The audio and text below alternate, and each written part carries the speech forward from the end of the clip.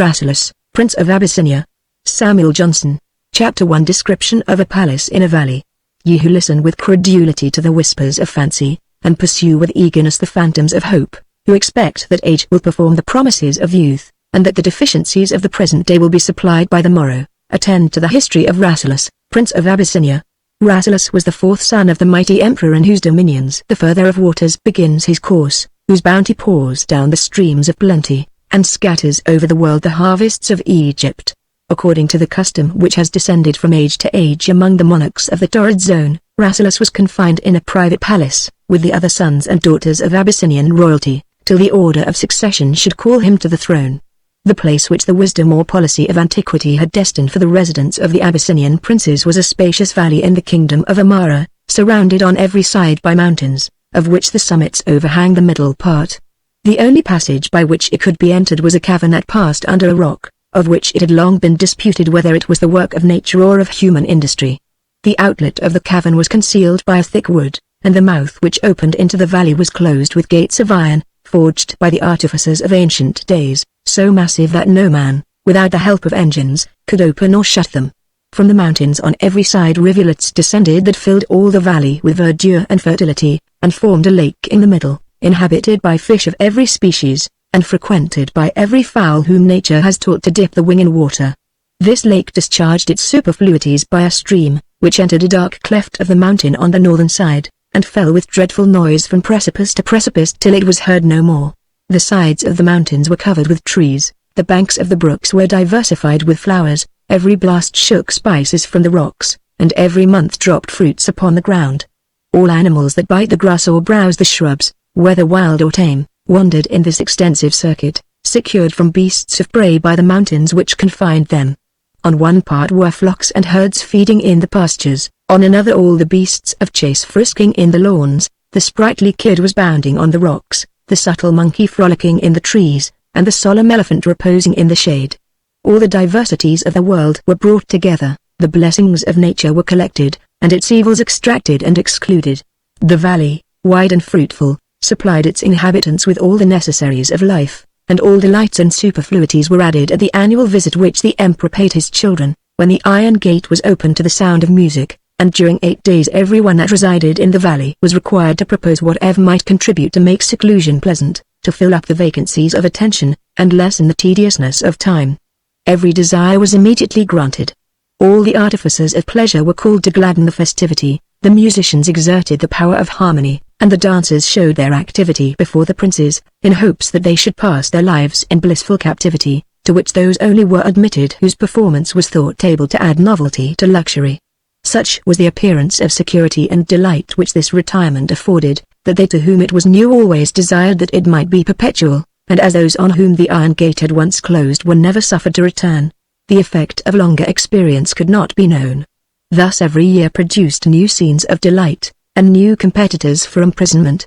The palace stood on an eminence, raised about 30 paces above the surface of the lake. It was divided into many squares or courts, built with greater or less magnificence according to the rank of those for whom they were designed. The roofs were turned into arches of massive stone, joined by a cement that grew hard by time, and the buildings stood from century to century, deriding the solstitial rains and equinoctial hurricanes, without need of reparation. This house, which was so large as to be fully known to none but some ancient officers, who successively inherited the secrets of the place, was built as if suspicion herself had dictated the plan. To every room there was an open and secret passage, every square had a communication with the rest, either from the upper stories by private galleries, or by subterraneous passages from the lower apartments. Many of the columns had unsuspected cavities, in which a long race of monarchs had deposited their treasures. They then closed up the opening with marble, which was never to be removed but in the utmost exigencies of the kingdom, and recorded their accumulations in a book, which was itself concealed in a tower, not entered but by the emperor, attended by the prince who stood next in succession. Chapter 2 The discontent of Rasselas in the Happy Valley. Here the sons and daughters of Abyssinia lived only to know the soft vicissitudes of pleasure and repose, attended by all that was skillful to delight, and gratified with whatever the senses can enjoy. They wandered in gardens of fragrance, and slept in the fortresses of security. Every art was practiced to make them pleased with their own condition. The sages who instructed them told them of nothing but the miseries of public life, and described all beyond the mountains as regions of calamity, where discord was always racing, and where man preyed upon man. To heighten their opinion of their own felicity, they were daily entertained with songs, the subject of which was the happy valley. Their appetites were excited by frequent enumerations of different enjoyments, and revelry and merriment were the business of every hour, from the dawn of morning to the close of the evening.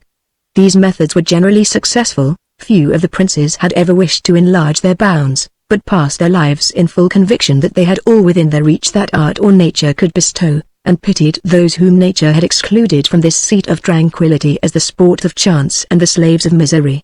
Thus they rose in the morning and lay down at night, pleased with each other and with themselves, all but Rasselas, who, in the 26th year of his age, began to withdraw himself from the pastimes and assemblies, and to delight in solitary walks and silent meditation. He often sat before tables covered with luxury, and forgot to taste the dainties that were placed before him. He rose abruptly in the midst of the song, and hastily retired beyond the sound of music. His attendants observed the change, and endeavored to renew his love of pleasure. He neglected their officiousness, repulsed their invitations, and spent day after day on the banks of rivulets sheltered with trees, where he sometimes listened to the birds in the branches, sometimes observed the fish playing in the streams, and anon cast his eyes upon the pastures and mountains filled with animals, of which some were biting the herbage, and some sleeping among the bushes. The singularity of his humor made him much observed. One of the sages, in whose conversation he had formerly delighted, followed him secretly, in hope of discovering the cause of his disquiet. Rasselas, who knew not that anyone was near him, having for some time fixed his eyes upon the goats that were browsing among the rocks, began to compare their condition with his own. "What," said he, "makes the difference between man and all the rest of the animal creation? Every beast that strays beside me has the same corporal necessities with myself. He is hungry, and crops the grass; he is thirsty, and drinks the stream; his thirst and hunger are appeased; he is satisfied, and sleeps; he rises again, and is hungry; he is again fed, and is at rest. I am hungry and thirsty, like him, but when thirst and hunger cease, I am not at rest. I am, like him, pained with want, but am not, like him, satisfied with fullness. The intermediate hours are tedious and gloomy. I long again to be hungry that I may again quicken the attention. The birds peck the berries or the corn, and fly away to the groves, where they sit in seeming happiness on the branches, and waste their lives in tuning one unvaried series of sounds. I likewise can call the lutist and the singer, but the sounds that pleased me yesterday weary me today, and will grow yet more wearisome tomorrow. I can discover in me no power of perception which is not glutted with its proper pleasure, yet I do not feel myself delighted. Man surely has some latent sense for which this place affords no gratification, or he has some desire distinct from sense, which must be satisfied before he can be happy." After this he lifted up his head, and seeing the moon rising, walked towards the palace. As he passed through the fields, and saw the animals around him, "Ye," said he, "are happy, and need not envy me that walk thus among you, burdened with myself, nor do I, ye gentle beings, envy your felicity, for it is not the felicity of man. I have many distresses from which you are free. I fear pain when I do not feel it. I sometimes shrink at evils recollected, and sometimes start at evils anticipated. Surely the equity or providence has balanced peculiar sufferings with peculiar enjoyments." With observations like these the prince amused himself as he returned, uttering them with a plaintive voice, yet with a look that discovered him to feel some complacence in his own perspicacity, and to receive some solace of the miseries of life from consciousness of the delicacy with which he felt and the eloquence with which he bewailed them. He mingled cheerfully in the diversions of the evening, and all rejoiced to find that his heart was lightened. Chapter 3 The Wants of Him That Wants Nothing. On the next day, his old instructor, imagining that he had now made himself acquainted with his disease of mind, was in hope of curing it by counsel, and officiously sought an opportunity of conference, which the prince, having long considered him as one whose intellects were exhausted, was not very willing to afford. "Why," said he, "does this man thus intrude upon me? Shall I never be suffered to forget these lectures, which pleased only while they were new, and to become new again must be forgotten?"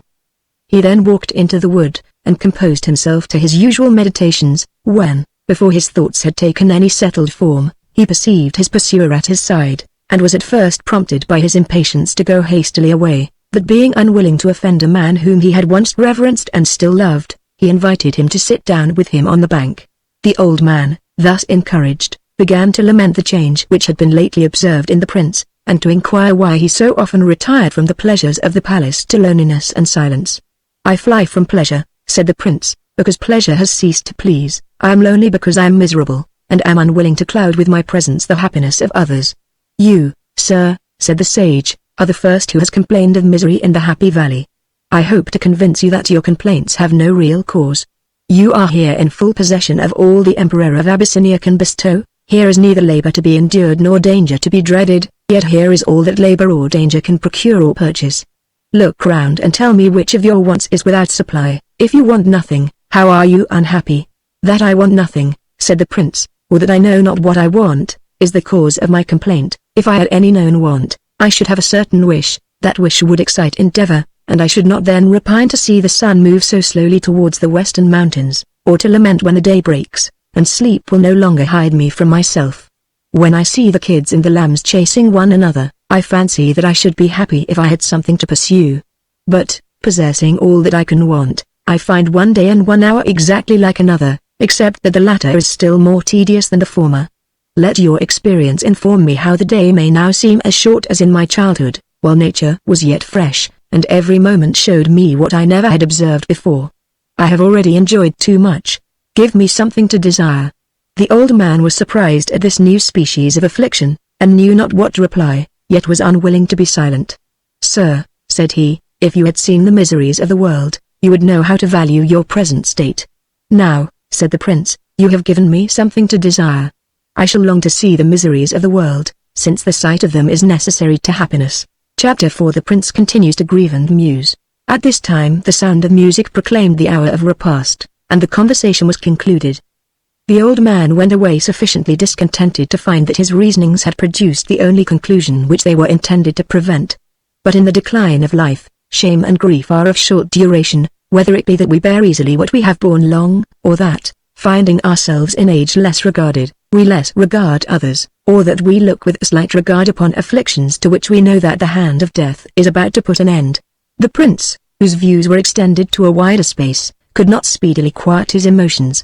He had been before terrified at the length of life which nature promised him, because he considered that in a long time much must be endured. He now rejoiced in his youth, because in many years much might be done. The first beam of hope that had been never darted into his mind rekindled youth in his cheeks, and doubled the luster of his eyes. He was fired with the desire of doing something, though he knew not yet, with distinctness, either end or means. He was now no longer gloomy and unsocial, but considering himself as master of a secret stock of happiness, which he could only enjoy by concealing it, he affected to be busy in all the schemes of diversion, and endeavored to make others pleased with the state of which he himself was weary. But pleasures can never be so multiplied or continued as not to leave much of life unemployed. There were many hours, both of the night and day, which he could spend without suspicion in solitary thought. The load of life was much lightened. He went eagerly into the assemblies, because he supposed the frequency of his presence necessary to the success of his purposes. He retired gladly to privacy, because he had now a subject of thought. His chief amusement was to picture to himself that world which he had never seen, to place himself in various conditions, to be entangled in imaginary difficulties, and to be engaged in wild adventures. But his benevolence always terminated his projects in the relief of distress, the detection of fraud, the defeat of oppression, and the diffusion of happiness. Thus passed 20 months of the life of Rasselas. He busied himself so intensely in visionary bustle that he forgot his real solitude, and amidst hourly preparations for the various incidents of human affairs, neglected to consider by what means he should mingle with mankind. One day, as he was sitting on a bank, he feigned to himself an orphan virgin robbed of her little portion by a treacherous lover, and crying after him for restitution. So strongly was the image impressed upon his mind that he started up in the maid's defense, and ran forward to seize the plunderer with all the eagerness of real pursuit. Fear naturally quickens the flight of guilt. Rasselas could not catch the fugitive with his utmost efforts, but, resolving to weary by perseverance him whom he could not surpass in speed, he pressed on till the foot of the mountain stopped his course. Here he recollected himself, and smiled at his own useless impetuosity. Then raising his eyes to the mountain, "This," said he, "is the fatal obstacle that hinders at once the enjoyment of pleasure and the exercise of virtue. How long is it that my hopes and wishes have flown beyond this boundary of my life, which yet I never have attempted to surmount?" Struck with this reflection, he sat down to muse, and remembered that since he first resolved to escape from his confinement, The sun had passed twice over him in his annual course. He now felt a degree of regret with which he had never been before acquainted. He considered how much might have been done in the time which had passed, and left nothing real behind it. He compared 20 months with the life of man. In life, said he, is not to be counted the ignorance of infancy or imbecility of age. We are long before we are able to think, and we soon cease from the power of acting. The true period of human existence may be reasonably estimated at 40 years, of which I have mused away the 24th part. What I have lost was certain, for I have certainly possessed it, but of 20 months to come, who can assure me? The consciousness of his own folly pierced him deeply, and he was long before he could be reconciled to himself. The rest of my time, said he, has been lost by the crime or folly of my ancestors, and the absurd institutions of my country. I remember it with disgust, yet without remorse. But the months that have passed since new light darted into my soul, since I formed a scheme of reasonable felicity, have been squandered by my own fault. I have lost that which can never be restored. I have seen the sun rise and set for 20 months, an idle gazer on the light of heaven. In this time the birds have left the nest of their mother, and committed themselves to the woods and to the skies. The kid has forsaken the teat, and learned by degrees to climb the rocks in quest of independent sustenance. I only have made no advances, but am still helpless and ignorant. The moon, by more than 20 changes, admonished me of the flux of life. The stream that rolled before my feet upbraided my inactivity. I sat feasting on intellectual luxury, regardless alike of the examples of the earth and the instructions of the planets. 20 months are past, who shall restore them? These sorrowful meditations fastened upon his mind. He passed 4 months in resolving to lose no more time in idle resolves, and was awakened to more vigorous exertion by hearing a maid, who had broken a porcelain cup, remark that what cannot be repaired is not to be regretted.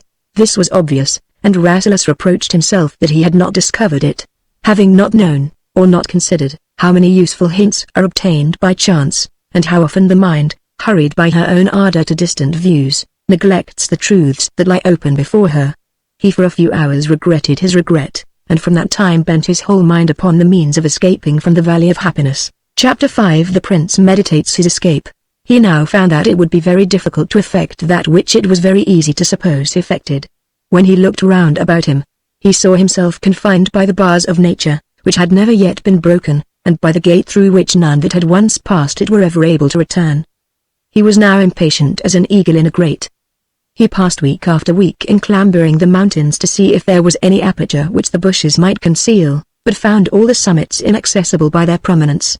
The iron gate he despaired to open, for it was not only secured with all the power of art, but was always watched by successive sentinels, and was, by its position, exposed to the perpetual observation of all the inhabitants. He then examined the cavern through which the waters of the lake were discharged, and, looking down at a time when the sun shone strongly upon its mouth, he discovered it to be full of broken rocks, which, though they permitted the stream to flow through many narrow passages, would stop any body of solid bulk. He returned discouraged and dejected, but having now known the blessing of hope, resolved never to despair. In these fruitless researches he spent 10 months. The time, however, passed cheerfully away. In the morning he rose with new hope, in the evening applauded his own diligence, and in the night slept soundly after his fatigue. He met 1,000 amusements, which beguiled his labor and diversified his thoughts.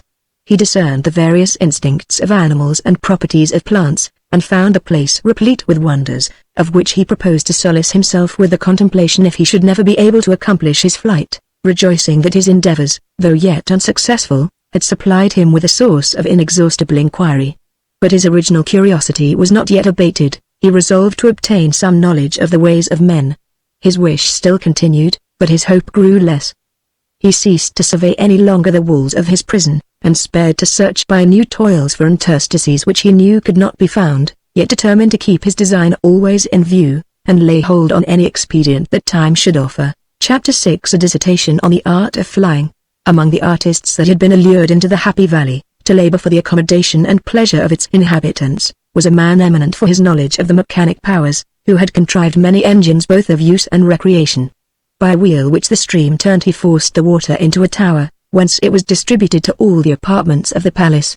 He erected a pavilion in the garden, around which he kept the air always cool by artificial showers. One of the groves, appropriated to the ladies, was ventilated by fans, to which the rivulets that ran through it gave a constant motion, and instruments or soft music were played at proper distances, of which some played by the impulse of the wind, and some by the power of the stream. This artist was sometimes visited by Rasselas, who was pleased with every kind of knowledge, imagining that a time would come when all his acquisitions should be of use to him in the open world. He came one day to amuse himself in his usual manner, and found the master busy in building a sailing chariot. He saw that the design was practicable upon a level surface, and with expressions of great esteem solicited its completion. The workman was pleased to find himself so much regarded by the prince, and resolved to gain yet higher honors. "Sir," said he, "you have seen but a small part of what the mechanic sciences can perform. I have been long of opinion that, instead of the tardy conveyance of ships and chariots, man might use the swifter migration of wings, that the fields of air are open to knowledge, and that only ignorance and idleness need crawl upon the ground." This hint rekindled the prince's desire for passing the mountains. Having seen what the mechanist had already performed, he was willing to fancy that he could do more, yet resolved to inquire further before he suffered hope to afflict him by disappointment. "I am afraid," said he to the artist, "that your imagination prevails over your skill, and that you now tell me rather what you wish than what you know. Every animal has his element assigned him, the birds have the air, and man and beasts the earth." "So," replied the mechanist, "fishes have the water, in which yet beasts can swim by nature and man by art. He that can swim needs not despair to fly. To swim is to fly in a grosser fluid, and to fly is to swim in a subtler. We are only to proportion our power of resistance to the different density of matter through which we are to pass. You will be necessarily upborne by the air if you can renew any impulse upon it faster than the air can recede from the pressure. But the exercise of swimming," said the prince, "is very laborious, the strongest limbs are soon wearied. I am afraid the act of flying will be yet more violent, and wings will be of no great use unless we can fly further than we can swim." "The labor of rising from the ground," said the artist, "will be great, as we see it in the heavier domestic fowls, but as we mount higher the earth's attraction and the body's gravity will be gradually diminished, till we shall arrive at a region where the man shall float in the air without any tendency to fall. No care will then be necessary but to move forward, which the gentlest impulse will effect.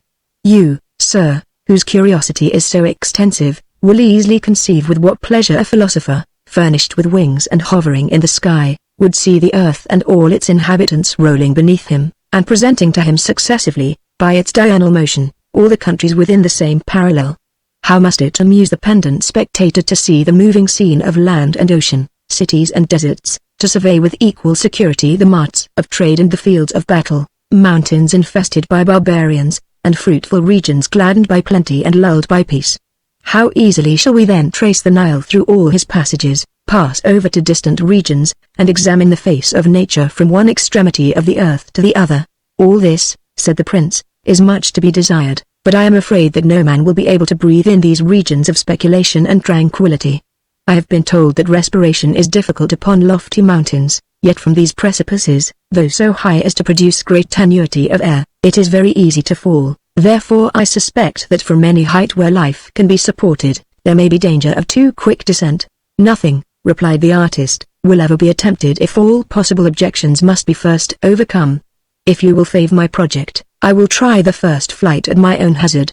I have considered the structure of all volant animals, and find the folding continuity of the bat's wings most easily accommodated to the human form.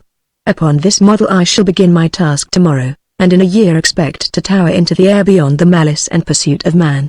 But I will work only on this condition, that the art shall not be divulged, and that you shall not require me to make wings for any but ourselves." "Why," said Rasselas, "should you envy others so great an advantage? All skill ought to be exerted for universal good. Every man has owed much to others, and ought to repay the kindness that he has received. If men were all virtuous," returned the artist, "I should with great alacrity teach them to fly. But what would be the security of the good if the bad could at pleasure invade them from the sky? Against an army sailing through the clouds neither walls, mountains, nor seas could afford security. A flight of northern savages might hover in the wind and light with irresistible violence upon the capital of a fruitful reason. Even this valley, the retreat of princes, the abode of happiness, might be violated by the sudden descent of some of the naked nations that swarm on the coast of the southern sea." The prince promised secrecy, and waited for the performance, not wholly hopeless of success. He visited the work from time to time, observed its progress, and remarked many ingenious contrivances to facilitate motion and unite levity with strength. The artist was every day more certain that he should leave vultures and eagles behind him, and the contagion of his confidence seized upon the prince. In a year the wings were finished, and on a morning appointed the maker appeared, furnished for flight. On a little promontory, he waved his pinions a while to gather air, then leapt from his stand, and in an instant dropped into the lake. His wings, which were of no use in the air, sustained him in the water, and the prince drew him to land half dead with terror and vexation. Chapter 7 The Prince finds a man of learning. The prince was not much afflicted by this disaster, having suffered himself to hope for a happier event only because he had no other means of escape in view. He still persisted in his design to leave the Happy Valley by the first opportunity. His imagination was now at a stand. He had no prospect of entering into the world, and, notwithstanding all his endeavors to support himself, discontent by degrees preyed upon him, and he began again to lose his thoughts in sadness when the rainy season, which in these countries is periodical, made it inconvenient to wander in the woods. The rain continued longer and with more violence than had ever been known. The clouds broke on the surrounding mountains, and the torrents streamed into the plain on every side, till the cavern was too narrow to discharge the water. The lake overflowed its banks, and all the level of the valley was covered with the inundation. The eminence on which the palace was built, and some other spots of rising ground, were all that the eye could now discover. The herds and flocks left the pasture, and both the wild beasts and the tame retreated to the mountains. This inundation confined all the princes to domestic amusements, and the attention of Rasselas was particularly seized by a poem, which Imlac rehearsed, upon the various conditions of humanity. He commanded the poet to attend him in his apartment, and recite his verses a second time, then entering into familiar talk. He thought himself happy in having found a man who knew the world so well, and could so skillfully paint the scenes of life. He asked 1,000 questions about things to which, though common to all other mortals, his confinement from childhood had kept him a stranger. The poet pitied his ignorance, and loved his curiosity, and entertained him from day to day with novelty and instruction, so that the prince regretted the necessity of sleep, and longed till the morning should renew his pleasure. As they were sitting together, the prince commanded Imlac to relate his history, and to tell by what accident he was forced, or by what motive induced, to close his life in the Happy Valley.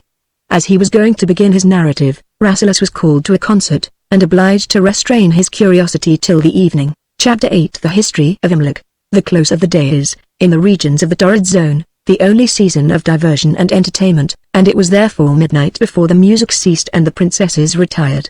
Rasselas then called for his companion, and required him to begin the story of his life. "Sir," said Imlac, "my history will not be long. The life that is devoted to knowledge passes silently away, and is very little diversified by events.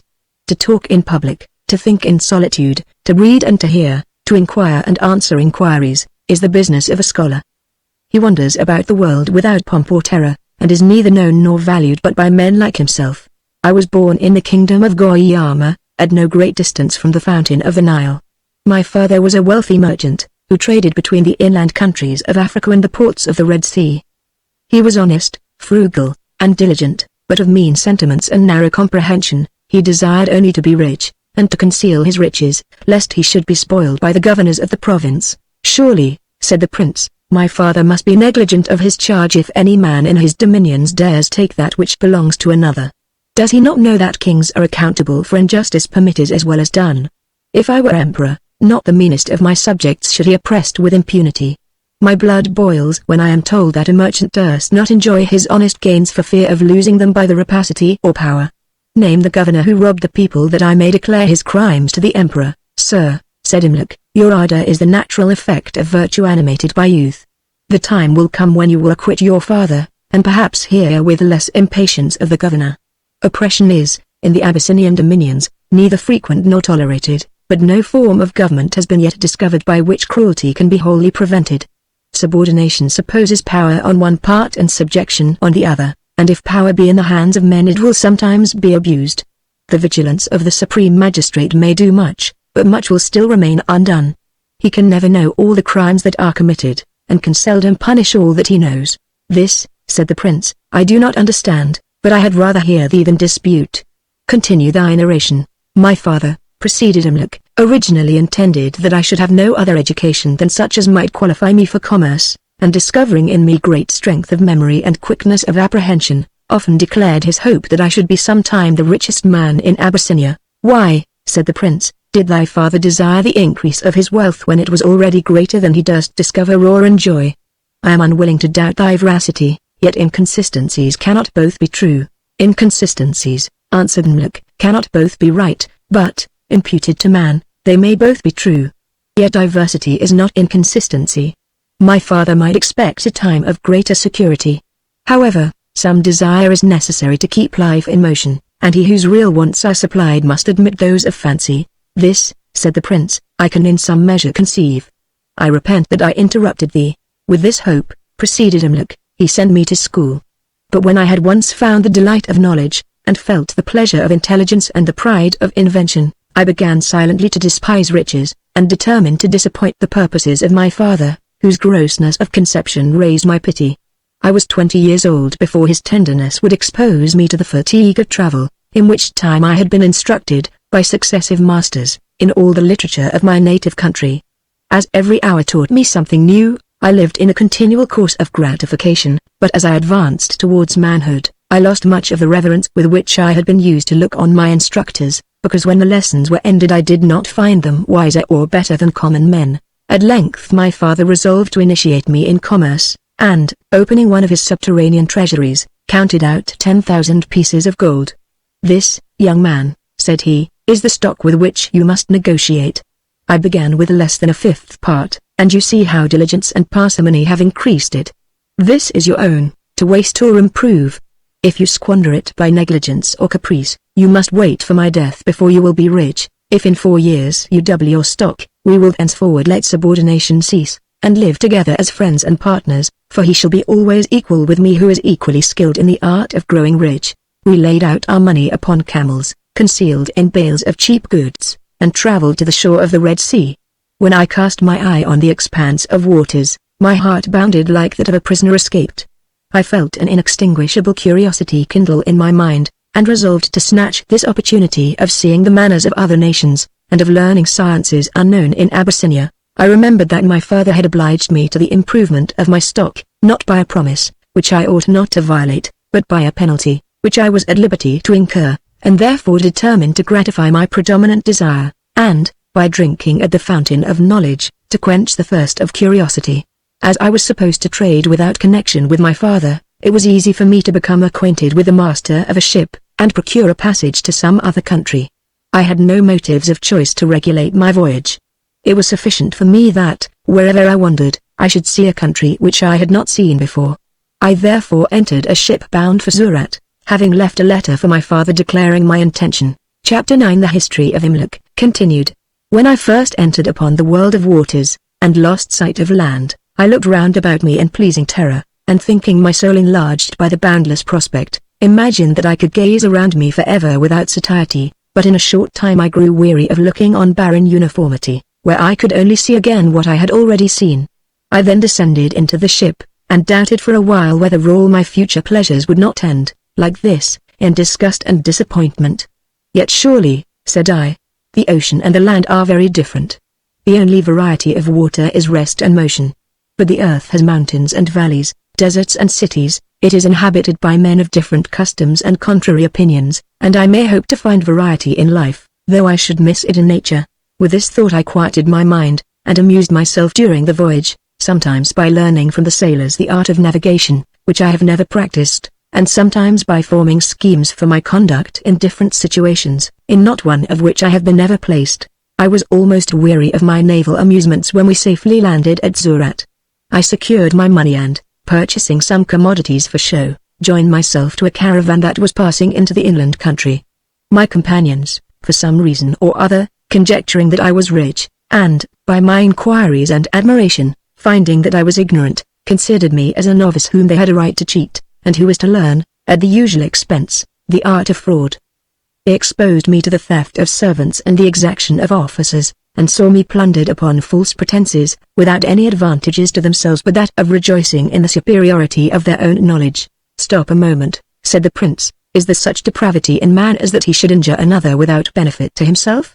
I can easily conceive that all are pleased with superiority, but your ignorance was merely accidental, which, being neither your crime nor your folly, could afford them no reason to applaud themselves, and the knowledge which they had, and which you wanted, Their might as effectually have shown by warning as betraying you. Pride, said Imluk, is seldom delicate, it will please itself with very mean advantages, and envy feels not its own happiness but when it may be compared with the misery of others.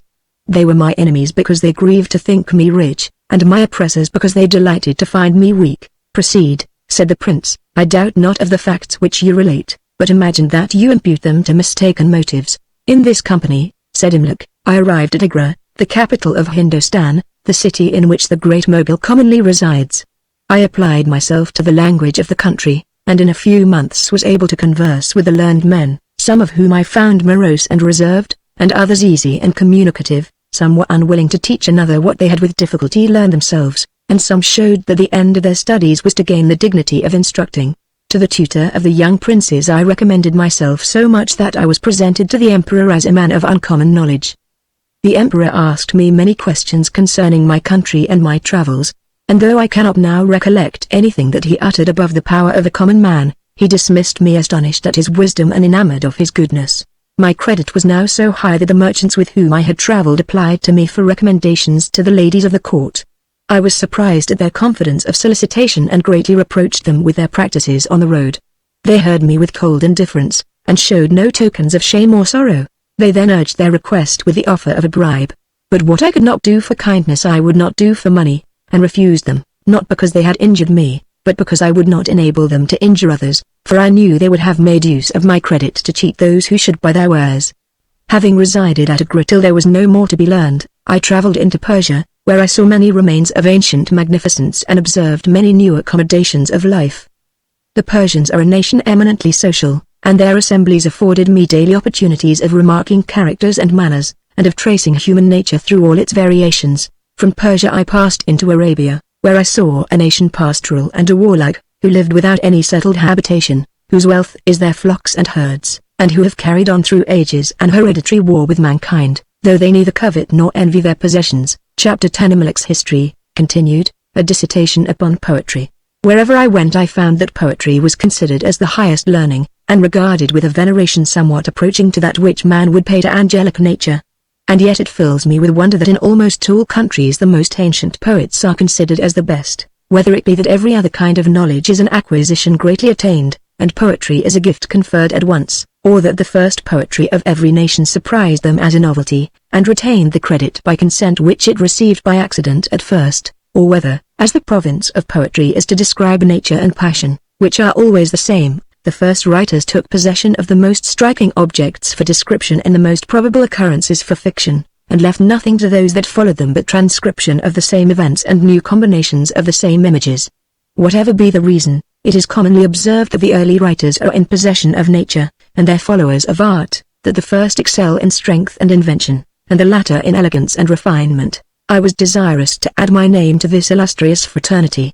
I read all the poets of Persia and Arabia, and was able to repeat by memory the volumes that are suspended in the Mosque of Mecca. But I soon found that no man was ever great by imitations. My desire of excellence impelled me to transfer my attention to nature and to life.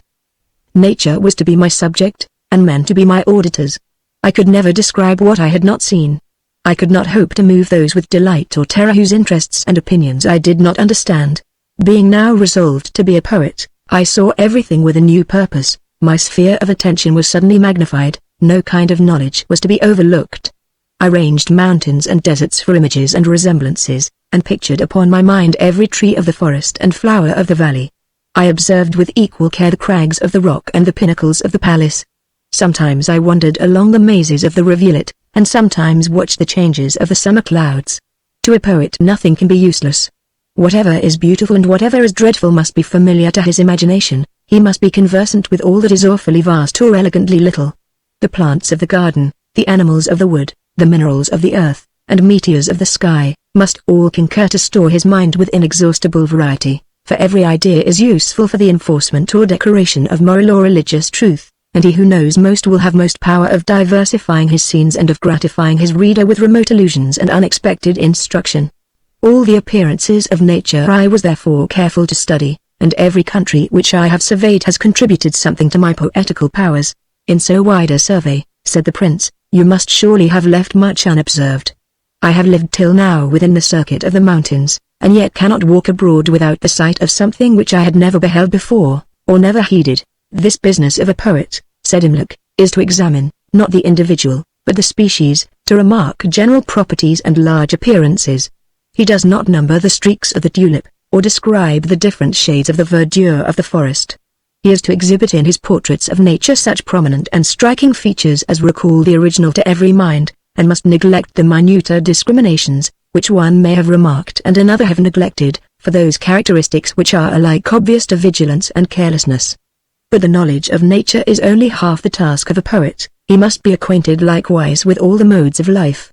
His character requires that he estimate the happiness and misery of every condition, observe the power of all the passions in all their combinations, and trace the changes of the human mind, as they are modified by various institutions and accidental influences of climate or custom, from the sprightliness of infancy to the despondence of decrepitude. He must divest himself of the prejudices of his age and country. He must consider right and wrong in their abstracted and invariable state. He must disregard present laws and opinions, and rise to general and transcendental truths, which will always be the same. He must, therefore, content himself with the slow progress of his name, contemn the praise of his own time, and commit his claims to the justice of posterity. He must write as the interpreter of nature and the legislator of mankind, and consider himself as presiding over the thoughts and manners of future generations, as a being superior to time and place. His labor is not yet at an end. He must know many languages and many sciences, and, that his style may be worthy of his thoughts, must by incessant practice familiarize to himself every delicacy of speech and grace of harmony. Chapter 11 Imlac's narrative, continued, a hint of pilgrimage. Imlac now felt the enthusiastic fit, and was proceeding to aggrandize his own profession, when then Prince cried out, "Enough! Thou hast convinced me that no human being can ever be a poet. Proceed with thy narration." "To be a poet," said Imlac, "is indeed very difficult, so difficult," returned the prince, "that I will at present hear no more of his labors. Tell me whither you went when you had seen Persia." "From Persia," said the poet, "I traveled through Syria, and for 3 years resided in Palestine, where I conversed with great numbers of the northern and western nations of Europe, the nations which are now in possession of all power and all knowledge, whose armies are irresistible, and whose fleets command the remotest parts of the globe. When I compared these men with the natives of our own kingdom and those that surround us, they appeared almost another order of beings. In their countries it is difficult to wish for anything that may not be obtained. 1,000 arts, of which we never heard, are continually laboring for their convenience and pleasure, and whatever their own climate has denied them is supplied by their commerce." "By what means," said the prince, "are the Europeans thus powerful? Or why, since they can so easily visit Asia and Africa for trade or conquest, cannot the Asiatics and Africans invade their coast, plant colonies in their ports, and give laws to their natural princes? The same wind that carries them back would bring us thither." "They are more powerful, sir, than we," answered Imlac, "because they are wiser. Knowledge will always predominate over ignorance, as man governs the other animals. But why their knowledge is more than ours I know not. What reason can be given but the unsearchable will of the Supreme Being?" "When," said the prince with a sigh, "shall I be able to visit Palestine, and mingle with this mighty confluence of nations? Till that happy moment shall arrive, let me fill up the time with such representations as thou canst give me.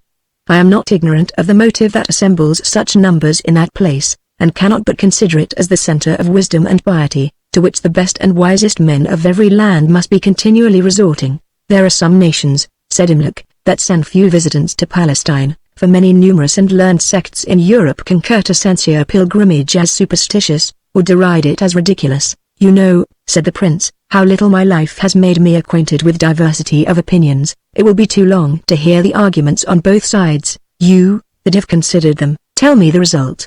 "Pilgrimage," said Imlac, "like many other acts of piety, may be reasonable or superstitious, according to the principles upon which it is performed. Long journeys in search of truth are not commanded.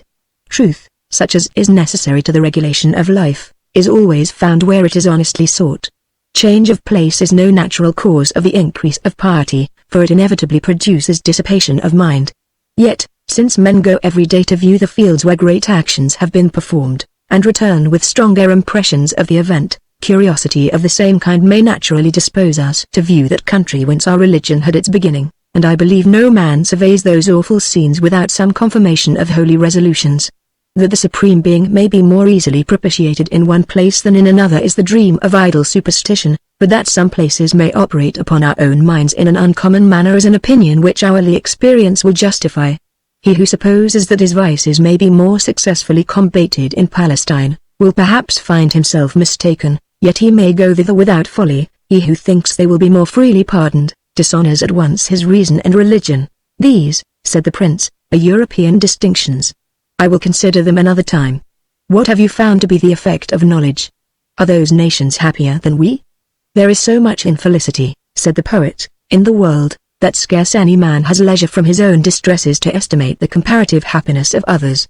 Knowledge is certainly one of the means of pleasure, as is confessed by the natural desire which every mind feels of increasing its ideas. Ignorance is mere privation, by which nothing can be produced. It is a vacuity in which the soul sits motionless and torpid for want of attraction, and, without knowing why, we always rejoice when we learn, and grieve when we forget. I am therefore inclined to conclude that if nothing counteracts the natural consequence of learning, we grow more happy as our minds take a wider range. In enumerating the particular comforts of life, we shall find many advantages on the side of the Europeans. They cure wounds and diseases with which we languish and perish. We suffer inclemencies of weather which they can obviate. They have engines for the dispatch of many laborious works, which we must perform by manual industry. There is such communication between distant places that one friend can hardly be said to be absent from another. Their policy removes all public inconveniences. They have roads cut through the mountains, and bridges laid over their rivers.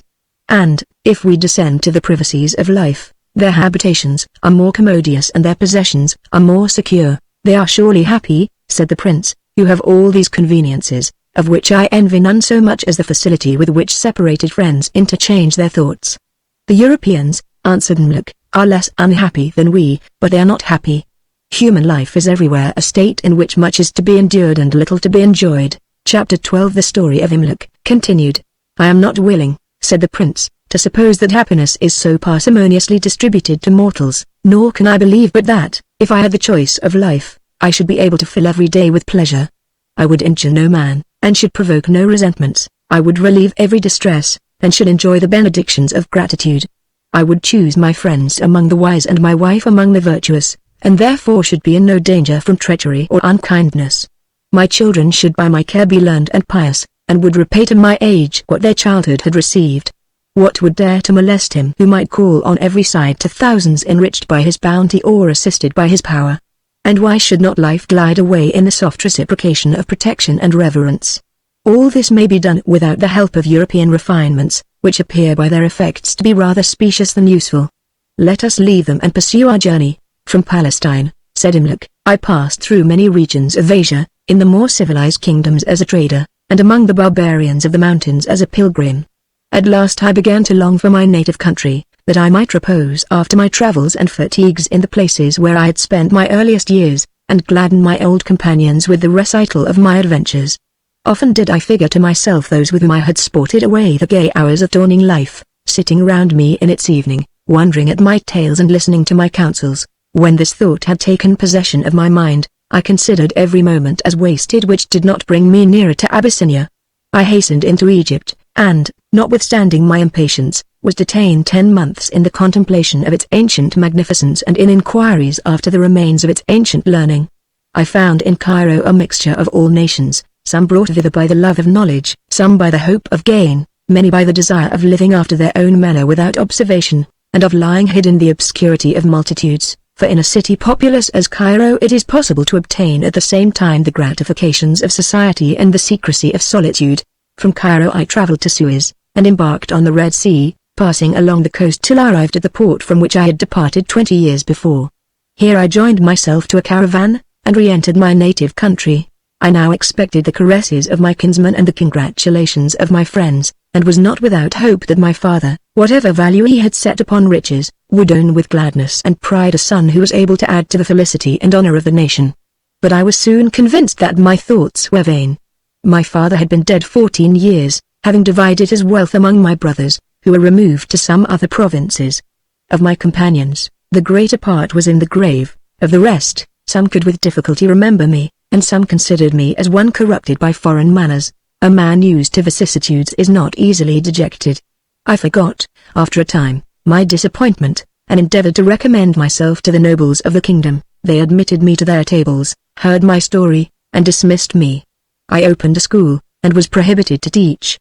I then resolved to sit down in the quiet of domestic life, and addressed a lady that was fond of my conversation, but rejected my suit because my father was a merchant. Wearied at last with solicitation and repulses, I resolved to hide myself forever from the world, and depend no longer on the opinion or caprice of others. I waited for the time when the gate of the Happy Valley should open, that I might bid farewell to hope and fear. The day came, my performance was distinguished with favor, and I resigned myself with joy to perpetual confinement. "Hast thou here found happiness at last?" said Rasselas.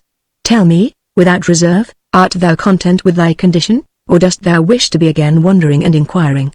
All the inhabitants of this valley celebrate their lot, and at the annual visit of the emperor invite others to partake of their felicity. "Great prince," said Imluk, "I shall speak the truth. I know not one of all your attendants who does not lament the hour when he entered this retreat. I am less unhappy than the rest, because I have a mind replete with images, which I can vary and combine at pleasure. I can amuse my solitude by the renovation of the knowledge which begins to fade from my memory, and by recollection of the accidents of my past life. Yet all this ends in the sorrowful consideration that my acquirements are now useless, and that none of my pleasures can be again enjoyed. The rest, whose minds have no impression but of the present moment, are either corroded by malignant passions or sit stupid in the gloom of perpetual vacancy." "What passions can infest those," said the prince, "who have no rivals? We are in a place where impotence precludes malice, and where all envy is repressed by community of enjoyments." "There may be community," said Imluk, "of material possessions, but there can never be community of love or of esteem. It must happen that one will please more than another. He that knows himself despised will always be envious, and still more envious and malevolent if he is condemned to live in the presence of those who despise him. The invitations by which they allure others to a state which they feel to be wretched, proceed from the natural malignity of hopeless misery. They are weary of themselves and of each other, and expect to find relief in new companions. They envy the liberty which their folly has forfeited, and would gladly see all mankind imprisoned like themselves. From this crime, however, I am wholly free. No man can say that he is wretched by my persuasion. I look with pity on the crowds who are annually soliciting admission to captivity, and wish that it were lawful for me to warn them of their danger." "My dear Imluk," said the prince, "I will open to thee my whole heart. I have been long meditated an escape from the Happy Valley.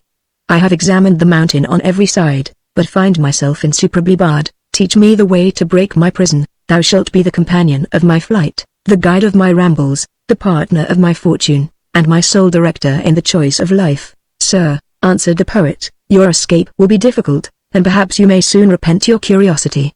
The world, which you figure to yourself smooth and quiet as the lake in a valley, you will find a sea foaming with tempests and boiling with whirlpools. You will be sometimes overwhelmed by the waves of violence, and sometimes dashed against the rocks of treachery. Amidst wrongs and frauds, competitions and anxieties, you will wish 1,000 times for these seats of quiet, and willingly quit hope to be free from fear. Do not seek to deter me from my purpose," said the prince. "I am impatient to see what thou hast seen, and since thou art thyself weary of the valley, it is evident that thy former state was better than this. Whatever be the consequence of my experiment, I am resolved to judge with mine own eyes of the various conditions of men, and then to make deliberately my choice of life." "I am afraid," said Imluk, "you are hindered by stronger restraints than my persuasions, yet, if your determination is fixed, I do not counsel you to despair. Few things are impossible to diligence and skill." Chapter 13 Rasselas discovers the means of escape.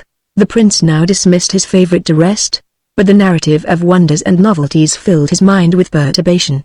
He revolved all that he had heard, and prepared innumerable questions for the morning. Much of his uneasiness was now removed. He had a friend to whom he could impart his thoughts, and whose experience could assist him in his designs. His heart was no longer condemned to swell with silent vexation.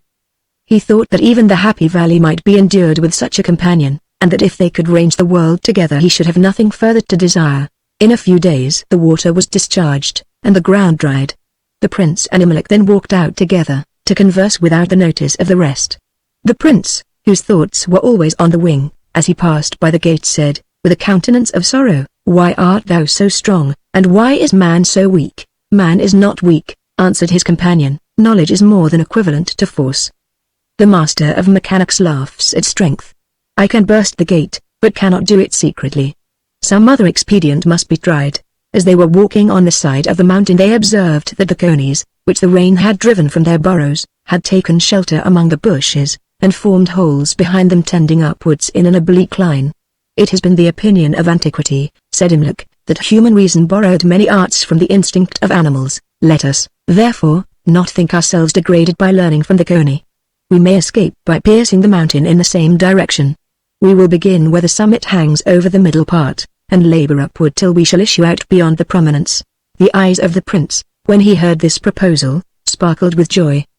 The execution was easy and the success certain. No time was now lost. They hastened early in the morning to choose a place proper for their mine.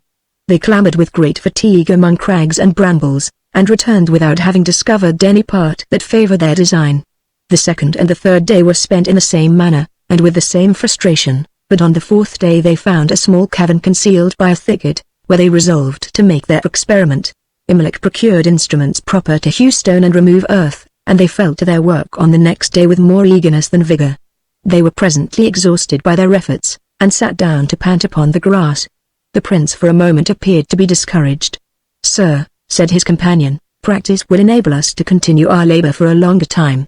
Mark, however, how far we have advanced, and ye will find that our toil will some time have an end. Great works are performed not by strength, but perseverance. Yonder palace was raised by single stones, yet you see its height and spaciousness. He that shall walk with vigor 3 hours a day, will pass in 7 years a space equal to the circumference of the globe." They returned to their work day after day, and in a short time found a fissure in the rock, which enabled them to pass far with very little obstruction. This Rasselas considered as a good omen. "Do not disturb your mind," said Imlac, "with other hopes or fears than reason may suggest. If you are pleased with the prognostics of good, you will be terrified likewise with tokens of evil, and your whole life will be a prey to superstition. Whatever facilitates our work is more than an omen, it is a cause of success. This is one of those pleasing surprises which often happen to active resolution. Many things difficult to design prove easy to performance." Chapter 14 Rasselas and Imlac receive an unexpected visit. They had now wrought their way to the middle, and solaced their toil with the approach of liberty, when the prince, coming down to refresh himself with air, found his sister Nicaea standing at the mouth of the cavity. He started, and stood confused, afraid to tell his design, and yet hopeless to conceal it.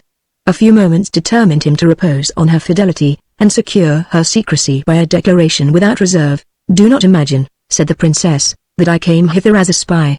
I had long observed from my window that you and Imlac directed your walk every day towards the same point, but I did not suppose you had any better reason for the preference than a cooler shade or more fragrant bank, nor followed you with any other design than to partake of your conversation. Since, then, not suspicion, but fondness, has detected you, let me not lose the advantage of my discovery. I am equally weary of confinement with yourself, and not less desirous of knowing what is done or suffered in the world. Permit me to fly with you from this tasteless tranquillity, which will yet grow more loathsome when you have left me. You may deny me to accompany you, but cannot hinder me from following." The prince, who loved Nicaea above his other sisters, had no inclination to refuse her request, and grieved that he had lost an opportunity of showing his confidence by a voluntary communication. It was, therefore, agreed that she should leave the valley with them, and that in the meantime she should watch, lest any other straggler should, by chance or curiosity, follow them to the mountain. At length their labor was at an end. They saw light beyond the prominence, and, issuing to the top of the mountain, beheld the Nile, yet a narrow current, wandering beneath them. The prince looked round with rapture, anticipated all the pleasures of travel, and in thought was already transported beyond his father's dominions.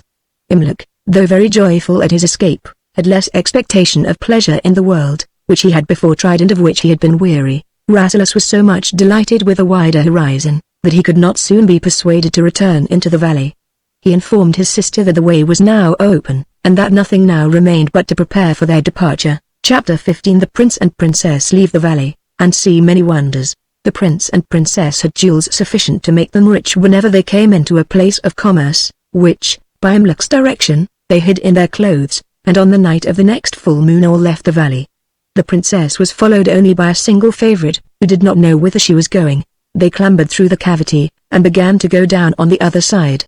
The princess and her maid turned their eyes toward every part, and seeing nothing to bound their prospect, considered themselves in danger of being lost in a dreary vacuity. They stopped and trembled.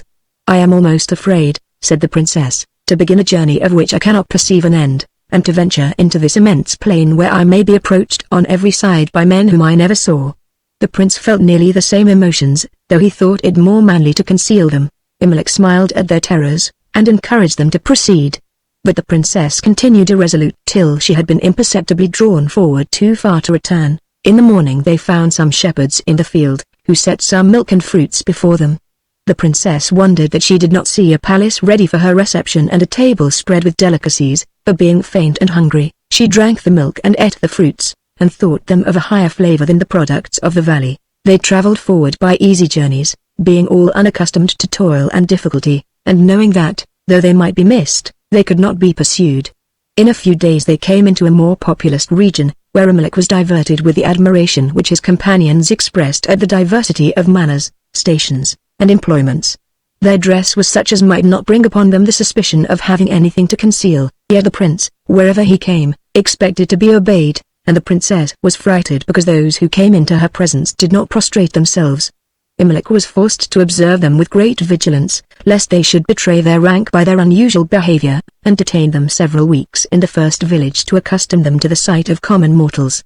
By degrees the royal wanderers were taught to understand that they had for a time laid aside their dignity, and were to expect only such regard as liberality and courtesy could procure. And Imlach, having by many admonitions prepared them to endure the tumults of a port and the ruggedness of the commercial race, brought them down to the sea coast. The prince and his sister, to whom everything was new, were gratified equally at all places, and therefore remained for some months at the port without any inclination to pass further. Imlach was content with their stay, because he did not think it safe to expose them, unpracticed in the world, to the hazards of a foreign country.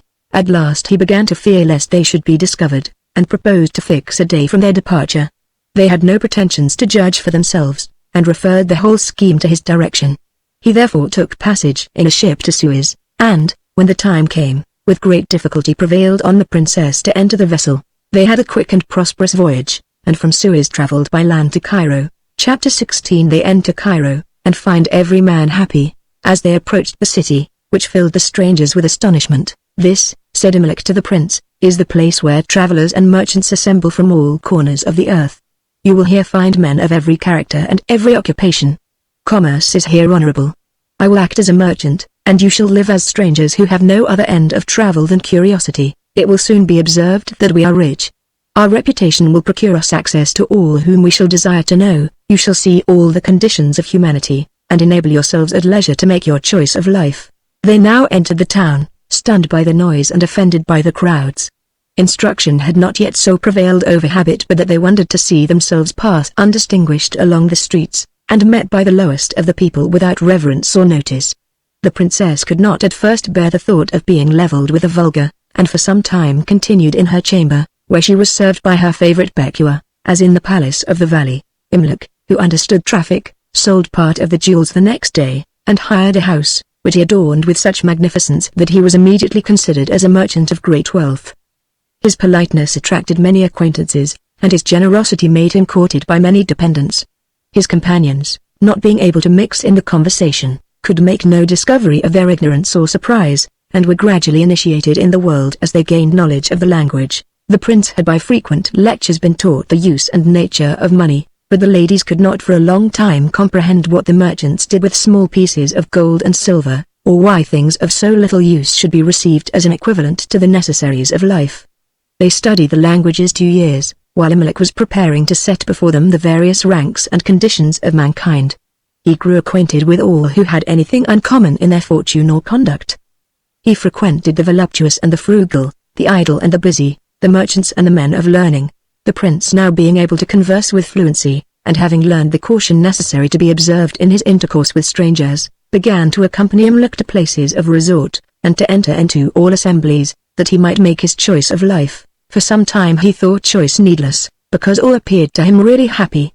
Wherever he went he met gaiety and kindness, and heard the song of joy or the laugh of carelessness.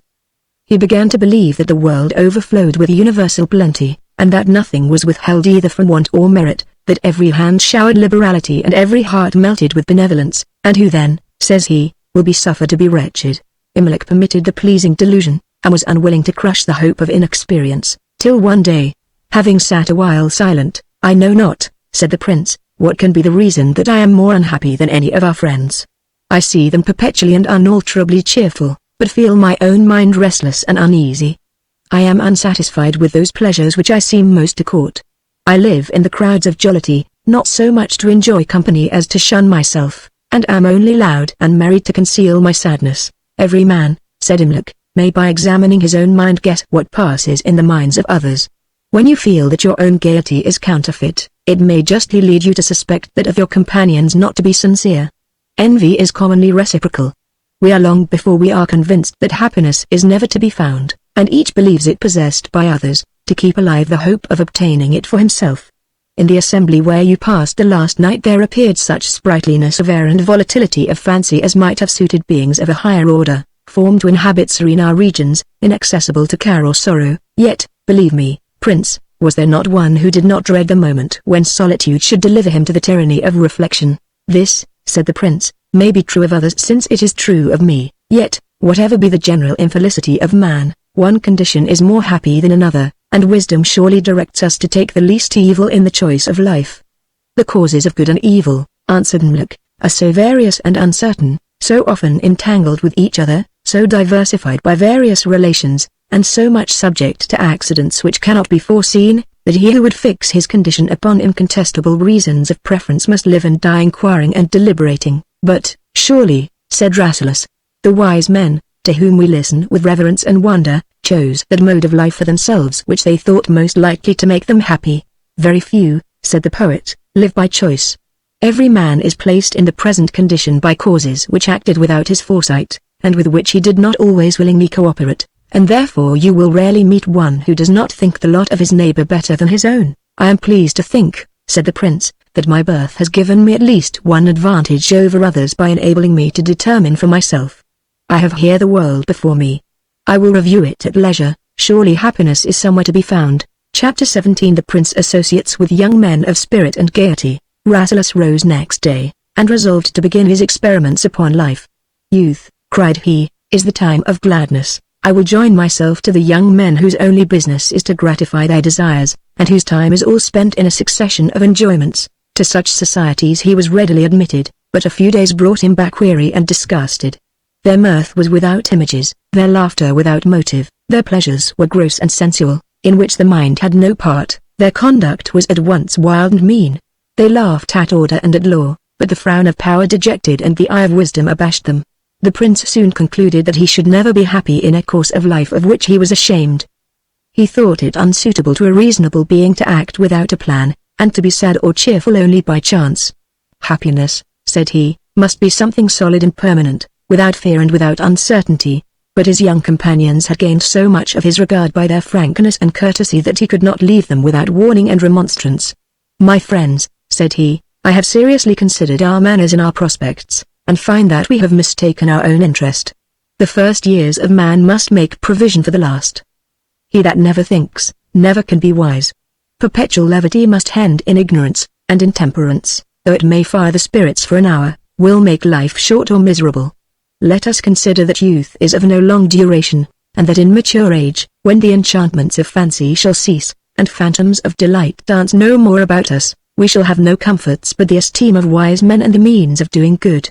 Let us therefore stop while to stop is in our power, let us live as men who are some time to grow old, and to whom it will be the most dreadful of all evils to count their past years by follies, and to be reminded of their former luxuriance of health only by the maladies which riot has produced." They stared a while in silence one upon another, and at last drove him away by a general chorus of continued laughter. The consciousness that his sentiments were just and his intention kind was scarcely sufficient to support him against the horror of derision. But he recovered his tranquility and pursued his search. Chapter 18 The prince finds a wise and happy man. As he was one day walking in the street he saw a spacious building which all were by the open doors invited to enter. He followed the stream of people, and found it a hall or school of declamation, in which professors read lectures to their auditory.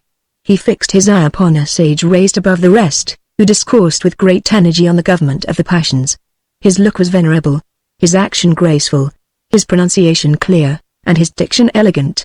He showed with great strength of sentiment and variety of illustration that human nature is degraded and debased when the lower faculties predominate over the higher, that when fancy, the parent of passion, usurps the dominion of the mind, nothing ensues but the natural effect of unlawful government, perturbation, and confusion, that she betrays the fortresses of the intellect to rebels, and excites her children to sedition against their lawful sovereign. He compared reason to the sun, of which the light is constant, uniform, and lasting, and fancy to a meteor, of bright but transitory luster, irregular in its motion and elusive in its direction. He then communicated the various precepts given from time to time for the conquest of passion, and displayed the happiness of those who had obtained the important victory, after which man is no longer the slave of fear nor the fool of hope, is no more emaciated by envy, inflamed by anger, emasculated by tenderness, or depressed by grief, that walks on calmly through the tumults or privacies of life, as the sun pursues alike his course through the calm or the stormy sky. He enumerated many examples of heroes immovable by pain or pleasure, who looked with indifference on those modes or accidents to which the vulgar give the names of good and evil. He exhorted his hearers to lay aside their prejudices, and arm themselves against the shafts of malice or misfortune, by invulnerable patience, concluding that this state only was happiness, and that this happiness was in everyone's power. Rasselas listened to him with a veneration due to the instructions of a superior being, and waiting for him at the door, humbly implored the liberty of visiting so great a master of true wisdom. The lecturer hesitated a moment, when Rasselas put a purse of gold into his hand, which he received with a mixture of joy and wonder. "I have found," said the prince at his return to Imluk, "a man who can teach all that is necessary to be known, who, from the unshaken throne of rational fortitude, looks down on the scenes of life changing beneath him. He speaks, and attention watches his lips. He reasons, and conviction closes his periods. This man shall be my future guide. I will learn his doctrines and imitate his life." "Be not too hasty," said Imluk, "to trust or to admire the teachers of morality. They discourse like angels, but they live like men." Rasselas, who could not conceive how any man could reason so forcibly without feeling the cogency of his own arguments, paid his visit in a few days, and was denied admission. He had now learned the power of money, and made his way by a piece of gold to the inner apartment, where he found the philosopher in a room half darkened, with his eyes misty and his face pale. "Sir," said he, "you are come at a time when all human friendship is useless. What I suffer cannot be remedied, what I have lost cannot be supplied. My daughter, my only daughter, from whose tenderness I expected all the comforts of my age, died last night of a fever. My views, my purposes, my hopes, are at an end. I am now a lonely being, disunited from society." "Sir," said the prince, "mortality is an event by which a wise man can never be surprised. We know that death is always near, and it should therefore always be expected." "Young man," answered the philosopher, "you speak like one that has never felt the pangs of separation." "Have you then forgot the precepts," said Rasselas, "which you so powerfully enforced? Has wisdom no strength to arm the heart against calamity? Consider that external things are naturally variable, but truth and reason are always the same." "What comfort," said the mourner, "can truth and reason afford me? Of what effect are they now, but to tell me that my daughter will not be restored?" The prince, whose humanity would not suffer him to insult misery with reproof, went away, convinced of the emptiness of rhetorical sounds, and the inefficacy of polished periods and studied sentences. Chapter 19 A glimpse of pastoral life. He was still eager upon the same inquiry, and having heard of a hermit that lived near the lowest cataract of the Nile, and filled the whole country with the fame of his sanctity, resolved to visit his retreat, and inquire whether that felicity which public life could not afford was to be found in solitude, and whether a man whose age and virtue made him venerable could teach any peculiar art of shunning evils or enduring them. Imluk and the princess agreed to accompany him, and after the necessary preparations, they began their journey. Their way lay through the fields, where shepherds tended their flocks and the lambs were playing upon the pasture. "This," said the poet, "is the life which has been often celebrated for its innocence and quiet. Let us pass the heat of the day among the shepherds' tents, and know whether all our searches are not to terminate in pastoral simplicity." The proposal pleased them, and they induced the shepherds, by small presents and familiar questions, to tell the opinion of their own state. They were so rude and ignorant, so little able to compare the good with the evil of the occupation, and so indistinct in their narratives and descriptions, that very little could be learned from them. But it was evident that their hearts were cankered with discontent, that they considered themselves as condemned to labor for the luxury of the rich, and looked up with stupid malevolence towards those that were placed above them. The princess pronounced with vehemence that she would never suffer these envious savages to be her companions, and that she should not soon be desirous of seeing any more specimens of rustic happiness, but could not believe that all the accounts of primeval pleasures were fabulous, and was in doubt whether life had anything that could be justly preferred to the placid gratification of fields and woods. She hoped that the time would come when, with a few virtuous and elegant companions, she should gather flowers planted by her own hands, fondle the lambs of her own ewe, and listen without care, among brooks and breezes, to one of her maidens reading in the shade. Chapter 20 The Danger of Prosperity. On the next day they continued their journey till the heat compelled them to look round for shelter.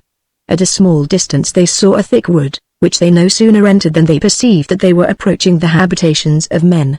The shrubs were diligently cut away to open walks where the shades were darkest. The boughs of opposite trees were artificially interwoven, seats of flowery turf were raised in vacant spaces, and a rivulet that wantoned along the side of the winding path had its banks sometimes opened into small basins, and its stream sometimes obstructed by little mounds of stone heaped together to increase its murmurs.